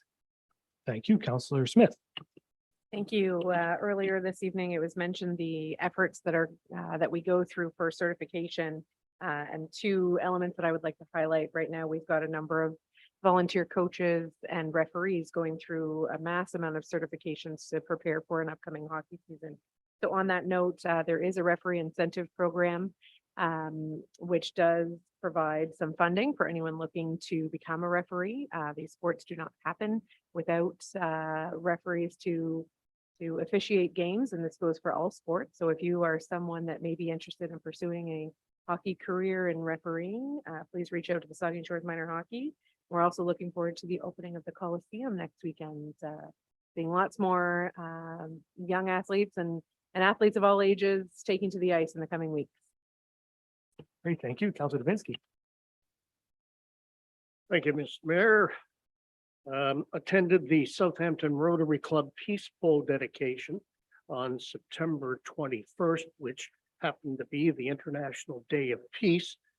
The pole is at Perkins Park. It's there forever. Corner of McNabb and Highway 21 has the message, "May peace prevail on earth in different languages." And Deputy Mayor Don Matheson was there and brought greetings on behalf of the community. And fellow Southampton Ward resident Cheryl Grace was there as well. And like I say, the weather's better. You might go out and check it out. It's a great place. And a couple of things coming up. The big one is I'd like to invite everyone to attend the official opening of the first Indigenous crosswalk at Saugeen Shores in front of GC Houston School in Southampton. It's part of Truth and Reconciliation Day this Friday. Things get underway at 8 a.m. with the lighting of the sacred fire, followed by socializing and then opening ceremonies at 9 a.m. Everyone is welcome. And further ahead, Wednesday, October 5th, the Saugeen Shores Chamber of Commerce presents an all candidates meeting at the Rotary Hall at the Plex. Doors open at 6 p.m. We hope you'll come out. Thank you, Mr. Mayor. Thank you, Councilor Grace. Thank you. So I guess a little over a week ago, we had a return of the Big Band Weekend, which was great to see. It was a very successful event, and many thanks to Charlie Bell and his committee for all their hard work on putting this together after a couple of years. The other thing that I wanted to mention is that the Chantry Island Chambettes are going to be sponsoring again this year their annual Scarecrow displays from October 20th to the 31st. And if you'd like to put up a display at your store or on your lawn, please register by October 10th so the Chambettes can get you on their map so people can go and tour and see all the displays. The Chambettes are using this to collect food and pet food to be donated to our food banks. And there is more information about this on Facebook. Great, thank you, Councilor Carr. Thank you, Mr. Mayor. Nothing for me tonight. Thank you, Councilor Matt. Thank you, Mr. Mayor. Briefly, I attended two events this past weekend. One was at the Super 8 Hotel where Tom and Jen, the proprietors, Tom and Jen Evans, proprietors of the Super 8, hosted a fundraising barbecue for a initiative that they're involved with, which involves adoption of stray dogs. Stray dogs from remote First Nations communities. So they had a successful event, and there was a bunch of dogs running around and hot dogs as well. So it was a really great time, and they raised a considerable amount of money. And the second event was on Saturday night at the Port Elgin Curling Club, and it was an event hosted by Top Fitness, and it was a tournament of Brazilian Jiu-Jitsu martial artists. And there were 9 fights on the card. There were local athletes as well as athletes from as far away as far side of Toronto, London, Kitchener, invited to participate, and it was well attended. There were well over 200 people there, and it was just a super time to see what these individuals work so hard at in their Brazilian Jiu-Jitsu skills. So that's all for me. Thanks. Great, thank you. So I have a couple of things. One, on the 22nd, I attended an event to thank the Friends of the Port Elgin Library. Friends of the Port Elgin Library, after approximately 15 years, are going to disband this year due to the lack of membership and just like many organizations, difficulty organizing going forward. But they have been an absolutely great organization in the library. They helped raise a lot of money when it came to renovating the Port Elgin Library years ago, and I've had countless great events in the library, some that I participated in firsthand, and so I know how great their work has been. And although I guess their organization is expanding, I know that each one of the individuals that are still involved is going to remain involved in working with the Port Elgin Library, and so we're looking forward to that. The second thing is on the 16th, I had the pleasure of attending an event that the town of Saugeen Shores sponsored to thank the emergency room doctors and nurses and lab technicians and staff at the Saugeen Memorial Hospital. You may have noted, and I'm sure all of you will have noted, that many local hospitals have been, ERs have been closing their doors sometimes for days at a stretch in our region. And you may also have noticed that that has not happened at the Saugeen Memorial Hospital. in Southampton. And the reason for that is the people who work there, those doctors and nurses and lab techs and all those folks, they are dedicated. They go over and above. I can guarantee you that, to make sure that the doors are open on that hospital and that emergency room 24 hours a day, 7 days a week. And so I was really honored to have the chance to thank them, and I know council thanks them too. So with that, we'll take a motion to adjourn. The deputy mayor, seconded by Councillor Grace, all in favor. Committee of the whole stands adjourned, and we will reconvene at 25 after the hour.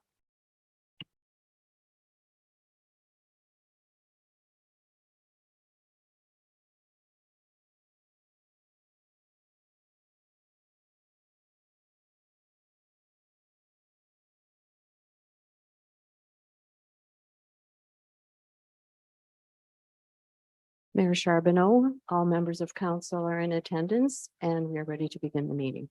Okay, thank you, Deb. Then I'll call to order this regular council meeting, and the second item on the agenda is disclosure of pecuniary interest. Ask any member if you have one of those. Councilor Dubinsky. Thank you, Mr. Mayor. Have a conflict, 9.1 bylaw 77, 2022.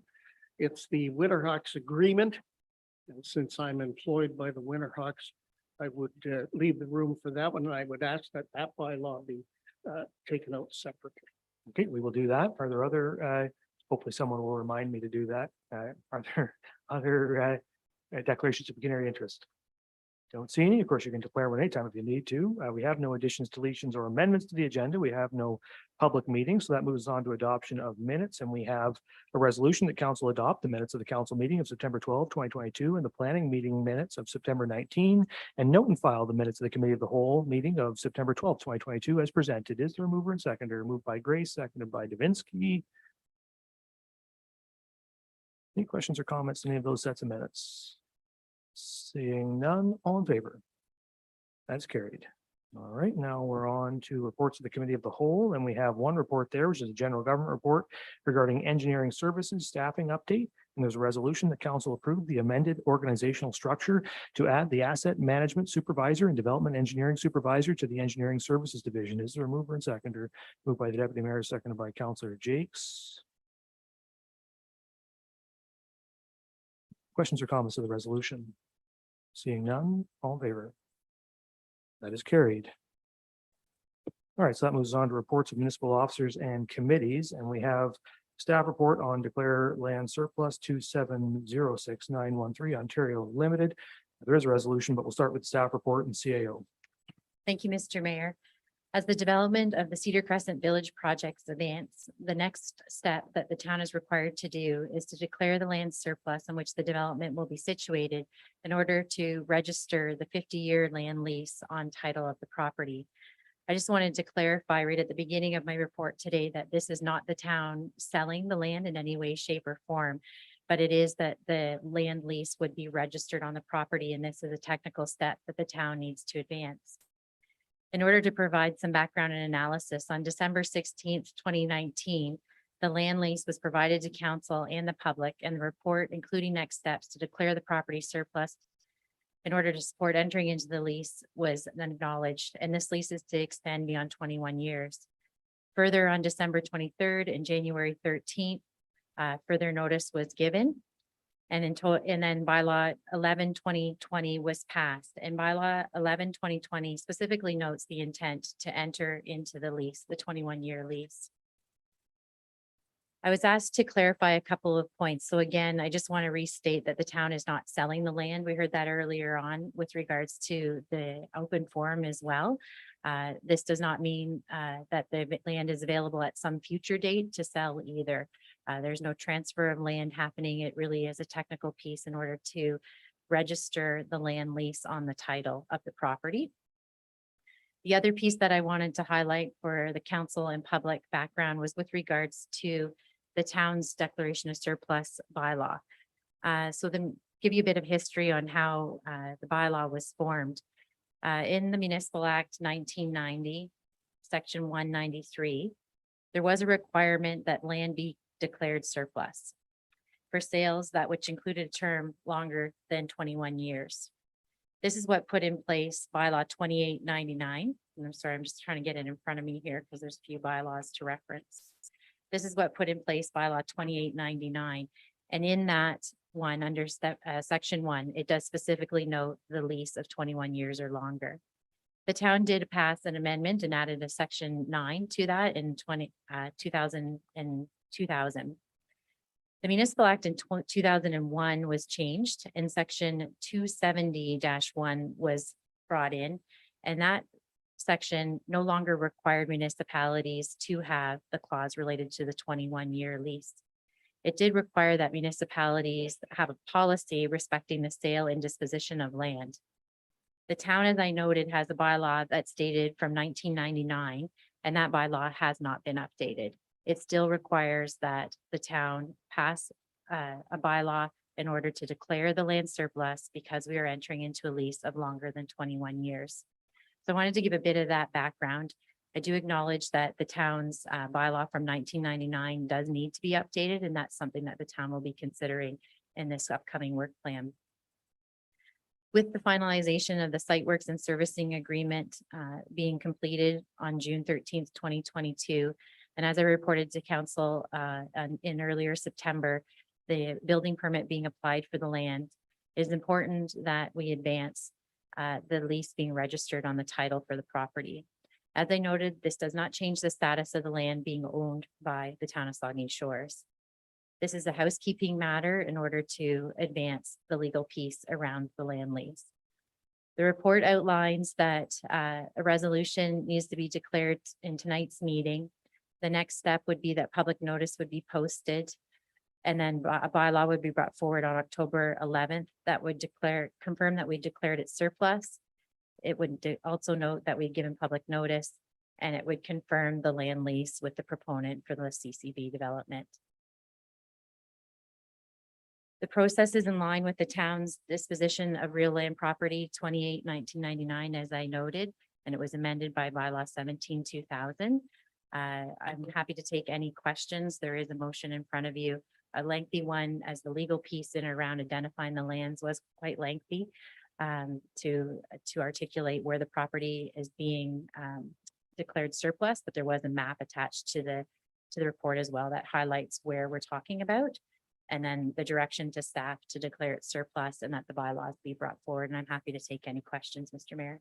Thank you. So there is a resolution that part of Harbor Block 2, part lot 259 being part of parts 1 and 2, 3R 5388, Saugeen Shores being part of PIN 33269-0097 LT, and part of the accredited lands in front of lots 40 and 41 Lake Range, formerly in the township of Saugeen, being part of part 1, 3R-5376, Saugeen Shores, being part of PIN 33269-0100R, and as identified on the sketch attached, the staff report from Deborah Roth, clerk, dated September 26, 2022, entitled Declare Land Surplus 2706-913 Ontario Limited, and to be identified as a part or parts on a registered reference plan be declared surplus. And further, the council directs staff to advertise the declaration of surplus land in the local newspaper, and further, that a bylaw be adopted at the October 11, 2022 regular meeting of council to confirm the declaration of surplus land and to confirm the 50-year lease with 2706-913 on Ontario Incorporated. Is there a mover and seconder for the resolution? Moved by Grace, seconded by Mayette. Questions or comments of the resolution? Councilor Grace. Thank you, Mr. Mayor. I have two questions first, and then I'd like to make a statement. The questions are for the CAO. The first question is, has council received or will the town be doing a survey related to this specific portion of OS1 being declared surplus to very clearly delineate the parcel of land being declared? Yeah, thank you for the question. As required in the site works and servicing agreement, the proponent will be preparing a survey. That survey will be deposited with the land registry office. And when that survey has been deposited, then we'll then be able to register the land lease on title. Thank you. And my other question is just confirmation that the lease no longer includes any reference to the train tracks through the OS1 lands, including North Shore Park. At the June 13th, 2022 meeting, we passed an amending lease to the lease agreement, which adjusted the schedules to the lease, and the references to the train were removed at that time. Okay, thank you. So if I can make this statement, please. I don't make this decision lightly, and over the weekend, I have reread the relevant sections of the Municipal Act, Planning Act, and Provincial Policy Statement, as well as reviewing the relevant bylaws.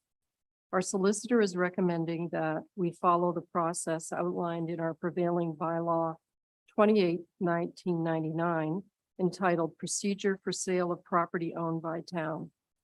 This bylaw states that it applies to the sale of real property by the corporation of the town of Saugeen Shores, including a lease of 21 years or longer, and it details which process should be used to properly do this. Bylaw 17/2000 slightly amends the procedure of 1999 bylaw by adding a clause pertaining to closed road allowances, but it doesn't change the clauses which are relevant to tonight's question.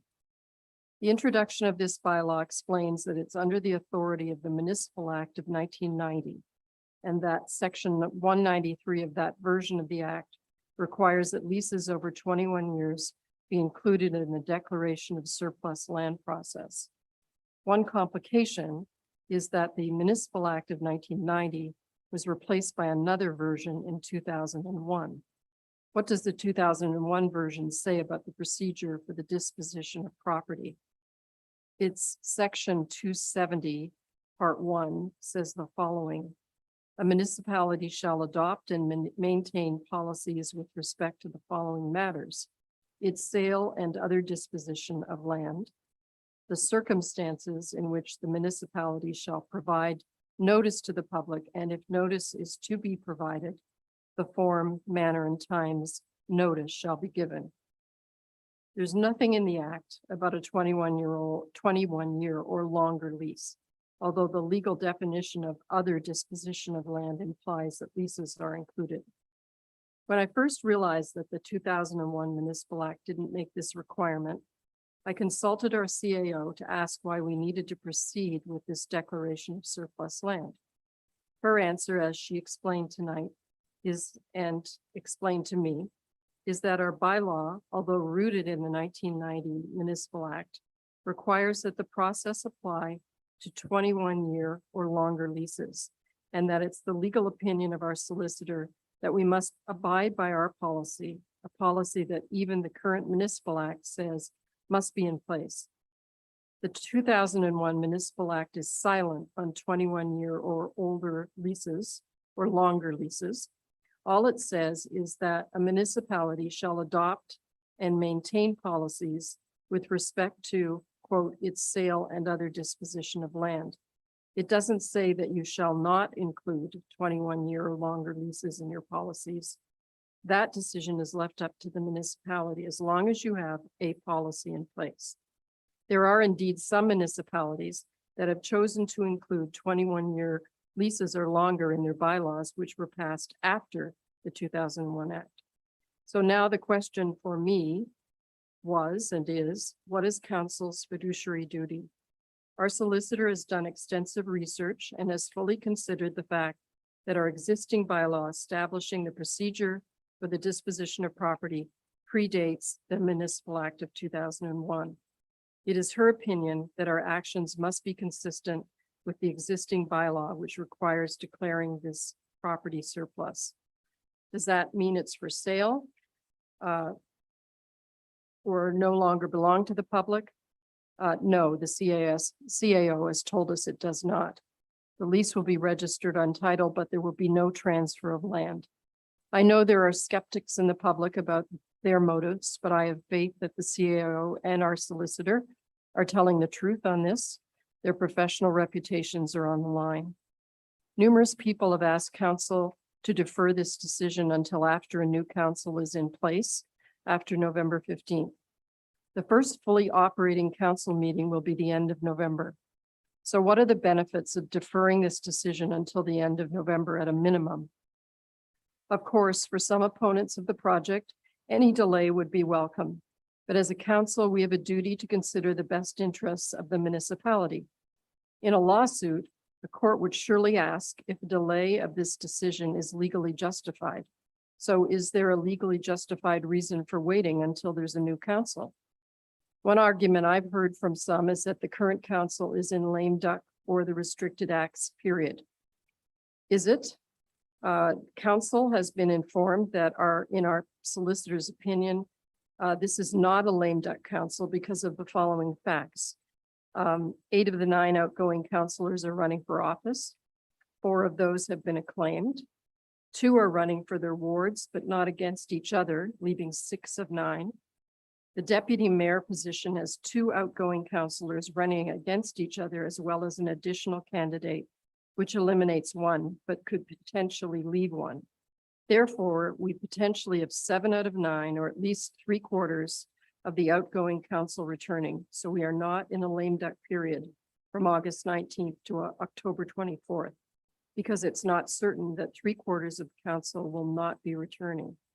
After October 24th, it will depend on the number of outgoing councilors re-elected to determine if the lame duck period would extend to the November 15th inaugural meeting. No business is conducted at the November 15th meeting other than swearing in the new council. So the first meeting where this issue may be conducted or discussed is November 28th. So a legally justifiable reason could not be because the current council is in lame duck. Many have written to me asking for this decision to be deferred to allow a new council to decide. What would a new council do that this council couldn't? Obviously, some opponents of the project hope that enough new council members would be elected who oppose the project and would vote against any measures which would move the project forward. Once sworn in as a member of council, every member has a duty to consider all of the legal and financial repercussions of this matter, and not to vote only on the basis of their personal views on this or any other issue. A no vote on the question of whether to follow the bylaw and policy on the disposition of real property should be able to be justified in terms of the best interests of the municipality. And I trust that new council members would follow their fiduciary duty and vote accordingly.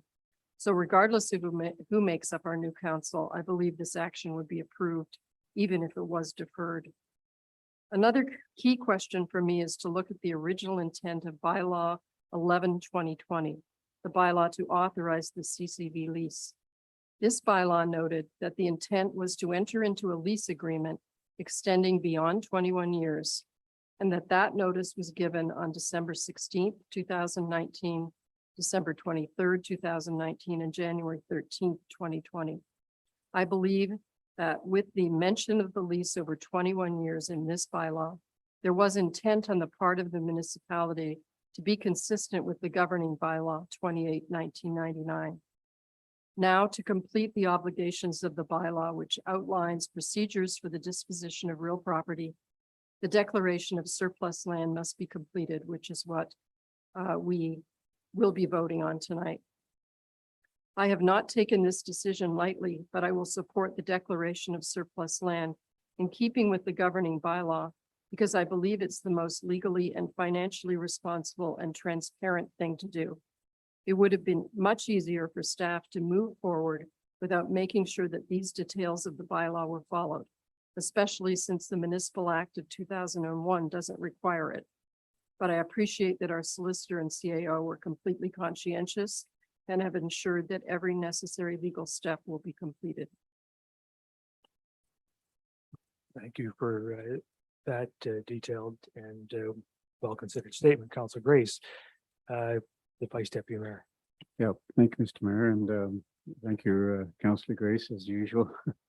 Yeah, extremely detailed and tough act to follow. And I also did a lot of research on this today, but I won't be articulating it quite as well as you did. I never can articulate it quite as well. 4 years ago and 8 years ago, I made a commitment to make informed decisions, Mr. Mayor. And I had 11 emails. I had them up here today. I had 11 emails from people saying that we should be delaying this decision and that we shouldn't be deeming these lands surplus. And No, I just want, I want those people to know that, you know, I read all those emails. I tried to get back to many of them with my response. I wanted to, I didn't make any commitment to one way or the other with all. I wanted to do more research today.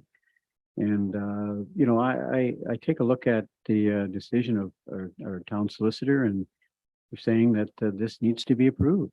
And we're fulfilling the obligations of 50-year lease. We talk about the 21-year lease and the provincial policy statement, et cetera, et cetera. And I just, I wasn't, you know, I wouldn't have supported this if I thought we weren't maintaining ownership of our waterfront.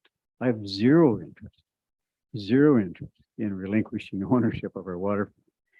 So hearing our CAO confirm 3 times, I think, that this is not, the land's not for sale. The land is not for sale. We will be maintaining, and I hope in perpetuity, we will be maintaining ownership and collecting lease payments, by the way, on that land for a lot of years.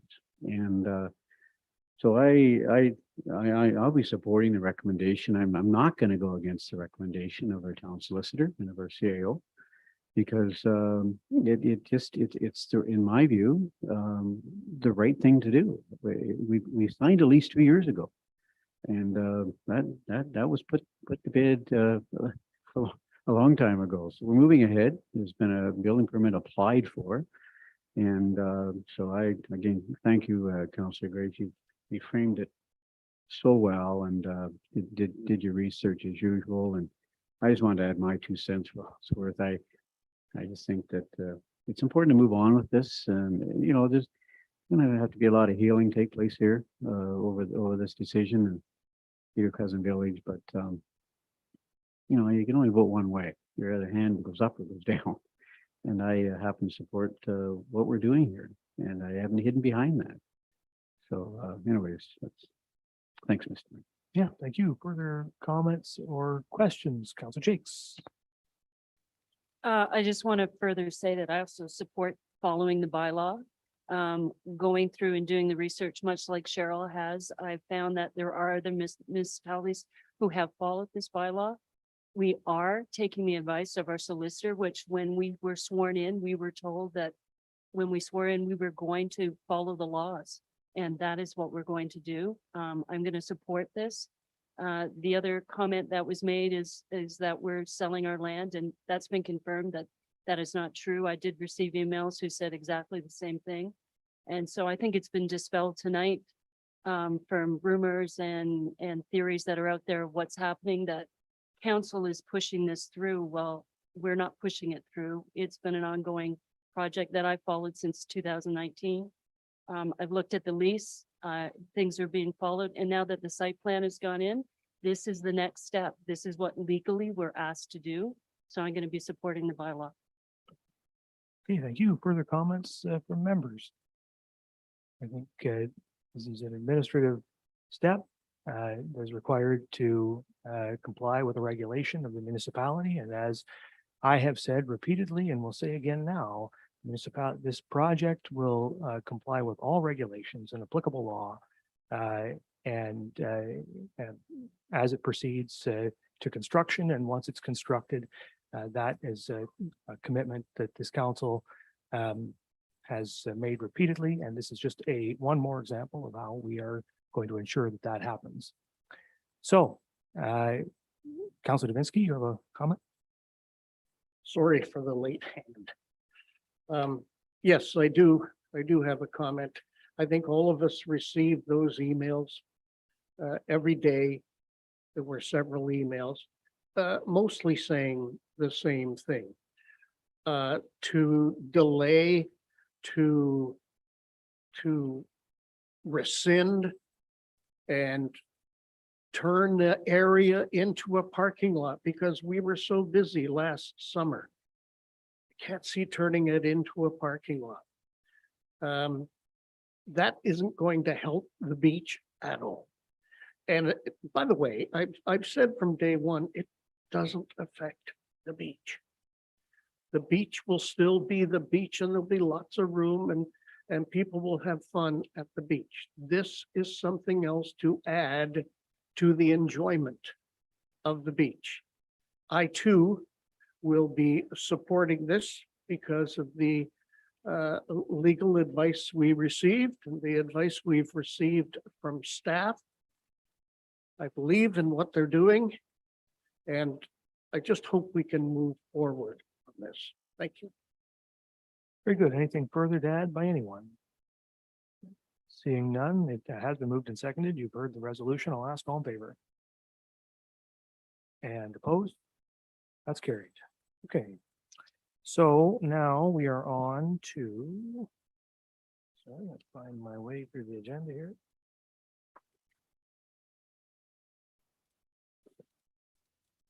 All right, so that moves on to the second report, which is the Bicycle Friendly Committee final report. And there is a report there. Do you want to speak to that, Deputy Mayor? Thank you, Mr. Mayor, and through you, for the last year, the Bike Friendly Committee has been working hard. And I just want to highlight a few points of this well-prepared document that our committee has put together. The Bicycle Friendly Committee Ad Hoc Committee was formed in October 2021 with the mandate to advance the town's vision of becoming a more bicycle-friendly community and a great place for people to ride their bikes. The committee's work supported through this report includes requests for future council considerations to continue to enhance and strengthen Saugeen Shore's position as a bicycle-friendly community. One of the aspirations of the committee's work was to advance Saugeen Shore towards a silver bicycle-friendly community designation through the Share the Roads Bicycle-Friendly Communities Program. Try saying that quite often. Saugeen Shores is a bronze level bicycle-friendly community and the only designated bicycle-friendly community in Bruce County. Saugeen Shores is a known desired cycling destination within Bruce, Gray, and Simcoe counties. The committee recognizes council's investment in active transportation and cycling and further encourages future councils to continue the investment. This report includes recommendations and requests that align with the committee's mandate, previous bicycle-friendly reports and recommendations, the Transportation Master Plan, and the Recreation Master Plan. The committee will advise and assist council and staff on matters relating to the design, development, implementation, and monitoring of policies, programs, and facilities to enhance and promote a safe, convenient, efficient, and accessible cycling network for all users of all ages and abilities. We on the committee and members of Saugeen Shores aspire to be a great place for people to ride their bikes. Achieving this vision means the community will have defined itself as a destination for all sorts of cycling, both utilitarian and recreational. The existing trails within Saugeen Shores combined with the low volume local roads make the area an ideal destination for cycle tourism, providing visitors with small town charm, beautiful coastline vistas, and wide open rural riding. The character of the community is such that there are many opportunities for everyday cycling, providing residents with the opportunity to ride to local shops and amenities more often. Connections between the trails and community amenities will be strengthened, making it easier and more comfortable for residents and tourists alike to access local businesses. The committee is pleased to deliver the state of cycling report for the mayor and members of council that outlines our work over the last 12 months. And I'd like to recognize members of the committee who were very active in putting this together. They did a tremendous amount of work. And they are Della Avle, Kim Davison, Melissa Dular, Mary Lou Hills, Alyssa Schufelt, Greg Cady, and our wonderful staff resources, Sarah Wilson and Lisa Billings. I may have been the chairman, but that was the name only. Lisa was the main focus and force behind putting this forward. Just like to highlight a couple of the points that this committee has done. One is a revised and updated website. We looked at many websites across the province and we took the best of those and added it to the Saugeen Shores cycling website. And you can find that on the Saugeen Shores webpage. We're very active in pursuing local grants. And if you have read the report, we're successful in receiving a $45,000 grant. And we're still in the hunt for another $12,000 one, which will be matched. Sorry, $2,500 one. We want to expand bike month from just not being the month of June, but we'd like to see people cycling on Fridays all summer long. So this committee has worked very hard, and we hope once council receives this report that they will take the recommendations. There are a couple of monetary asks for the next couple of years to improve cycling throughout the community. And one of the big ones is for wayfare signage. I stopped and talked with many cyclists throughout the summer, and one of the biggest problems they had was finding out where they are. If you travel up through Collingwood and Thornbury, their cycling resources are all over the place. You can't go from concession to concession without seeing a map of where you are and where you're going to. So we want the people to know where the destination points are in Saugeen Shores. So with that, I hope that council will receive this report and move it forward in the upcoming years. Thank you. Well, just before I read the resolution, Deputy Mayor Matheson, I just want to say thank you to you and to the committee for the report. It's a really excellent report and a lot of great recommendations in it. We really have received some outstanding reports from our ad hoc committees during this term of council, and this is the final one that we're going to receive this term, and I just think it really is a great one to cap it off with some outstanding work. And I know that our staff inside the Department of Community Services and Operations will take this report and the recommendations in it and start to bring some of these things forward to council for consideration financially, and or where finances aren't required, perhaps start to do some of the work on their own. I know they'll be very grateful for this work as we are. So thank you. And there is a recommendation that council receive the state of cycling report from the Bicycle Friendly Community Ad Hoc Committee. Is there a mover and seconder? Moved by Smith and seconded by Mayette. Questions or comments? Councillor Grace. Thank you, Mr. Mayor, and thanks, Don, and thanks to the committee. Really a great report, very thorough. The analysis of the recommendations from 2018 and updating those.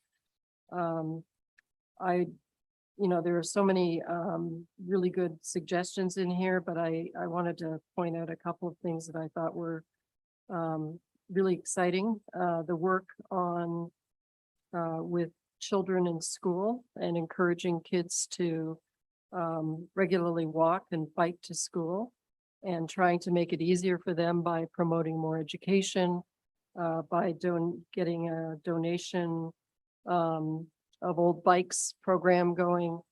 I've already seen some social media posts of the police doing a positive ticketing campaign with kids anyone who's following safe measures. One thing that I thought was interesting that I have to admit I wasn't even aware of is promoting public information about the 1 meter safe passing law. I think that'd be very useful, and I welcome more information on that. I just sort of naturally, I guess, do that when I'm driving and see a cyclist, that if I can safely give them room. And I hope that you'll be able to engage the MTO on our rail trail crossing and the issues that we have there. That's a constant concern for many people. And I'm hoping that the work of this committee can help get that dialogue going again. Thanks. Thank you. Further comments? I don't see any. So you've heard the recommendations. I'll ask all in favor. That's carried. Thank you. And thank you once again to the committee. Okay, so now we are on to bylaws, and we have 8 bylaws for consideration. Councilor Davinsky's asked for the one to be pulled. Are there any other requests for ones of these to be considered individually? I don't see any, so we will consider that number one first. So Councilor Davinsky will recuse himself, and we'll give him a moment to do that.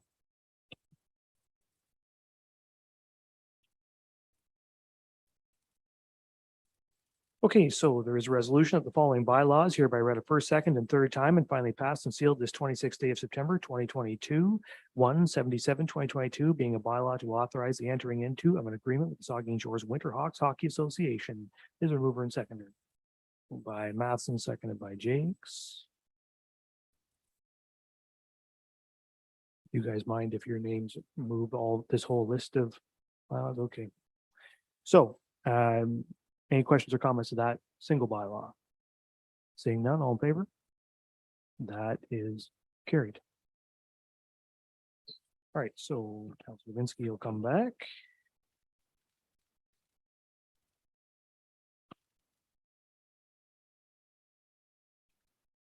Okay, so I have a resolution that the following bylaws are hereby read a first, second, and third time and finally passed and sealed this 26th day of September 2022. 278/2022 being a bylaw to authorize an agreement with His Majesty the King and Right of Ontario as represented by the Minister of Infrastructure and Communities for the Active Transportation Program.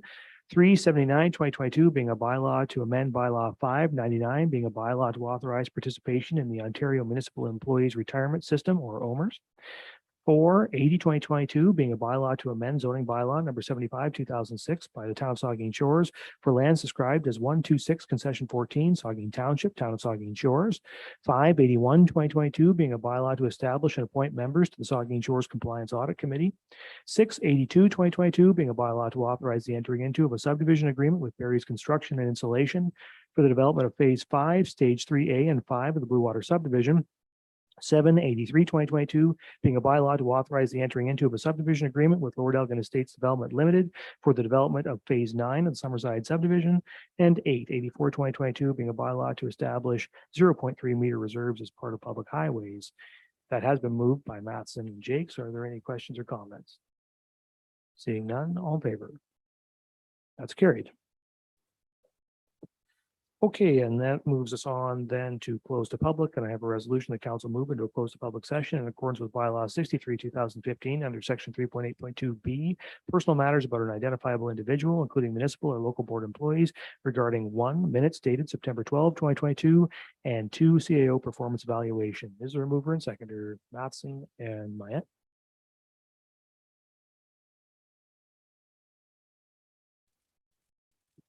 All in favor? That's carried, and we'll go into closed.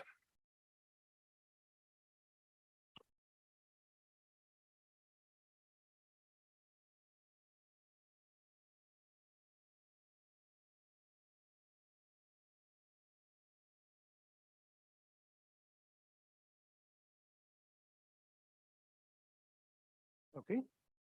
All right, so we'll arise from close and resume the regular meeting. I can report to council past the minutes dated September 12th, 2022. Those were closed minutes. And the council received information and gave feedback on the CAO performance evaluation. All right, so that was on the confirmatory bylaw. And I have a resolution that bylaw 85/2022 being a bylaw to confirm the proceedings of the council of the town of Saugeen Shores is hereby read a first, second, and third time, finally passed and sealed this 26th day of September 2022. Is there a mover and seconder? We've got the deputy mayor and Councillor Carr. All in favor? That's carried. And finally, I have a resolution of this regular council meeting of September 26, 2022 hereby adjourns at 9:42 p.m. Mover and seconder, moved by Grace, seconded by Smith. All in favor? That is carried. We stand adjourned and have a good evening, everybody.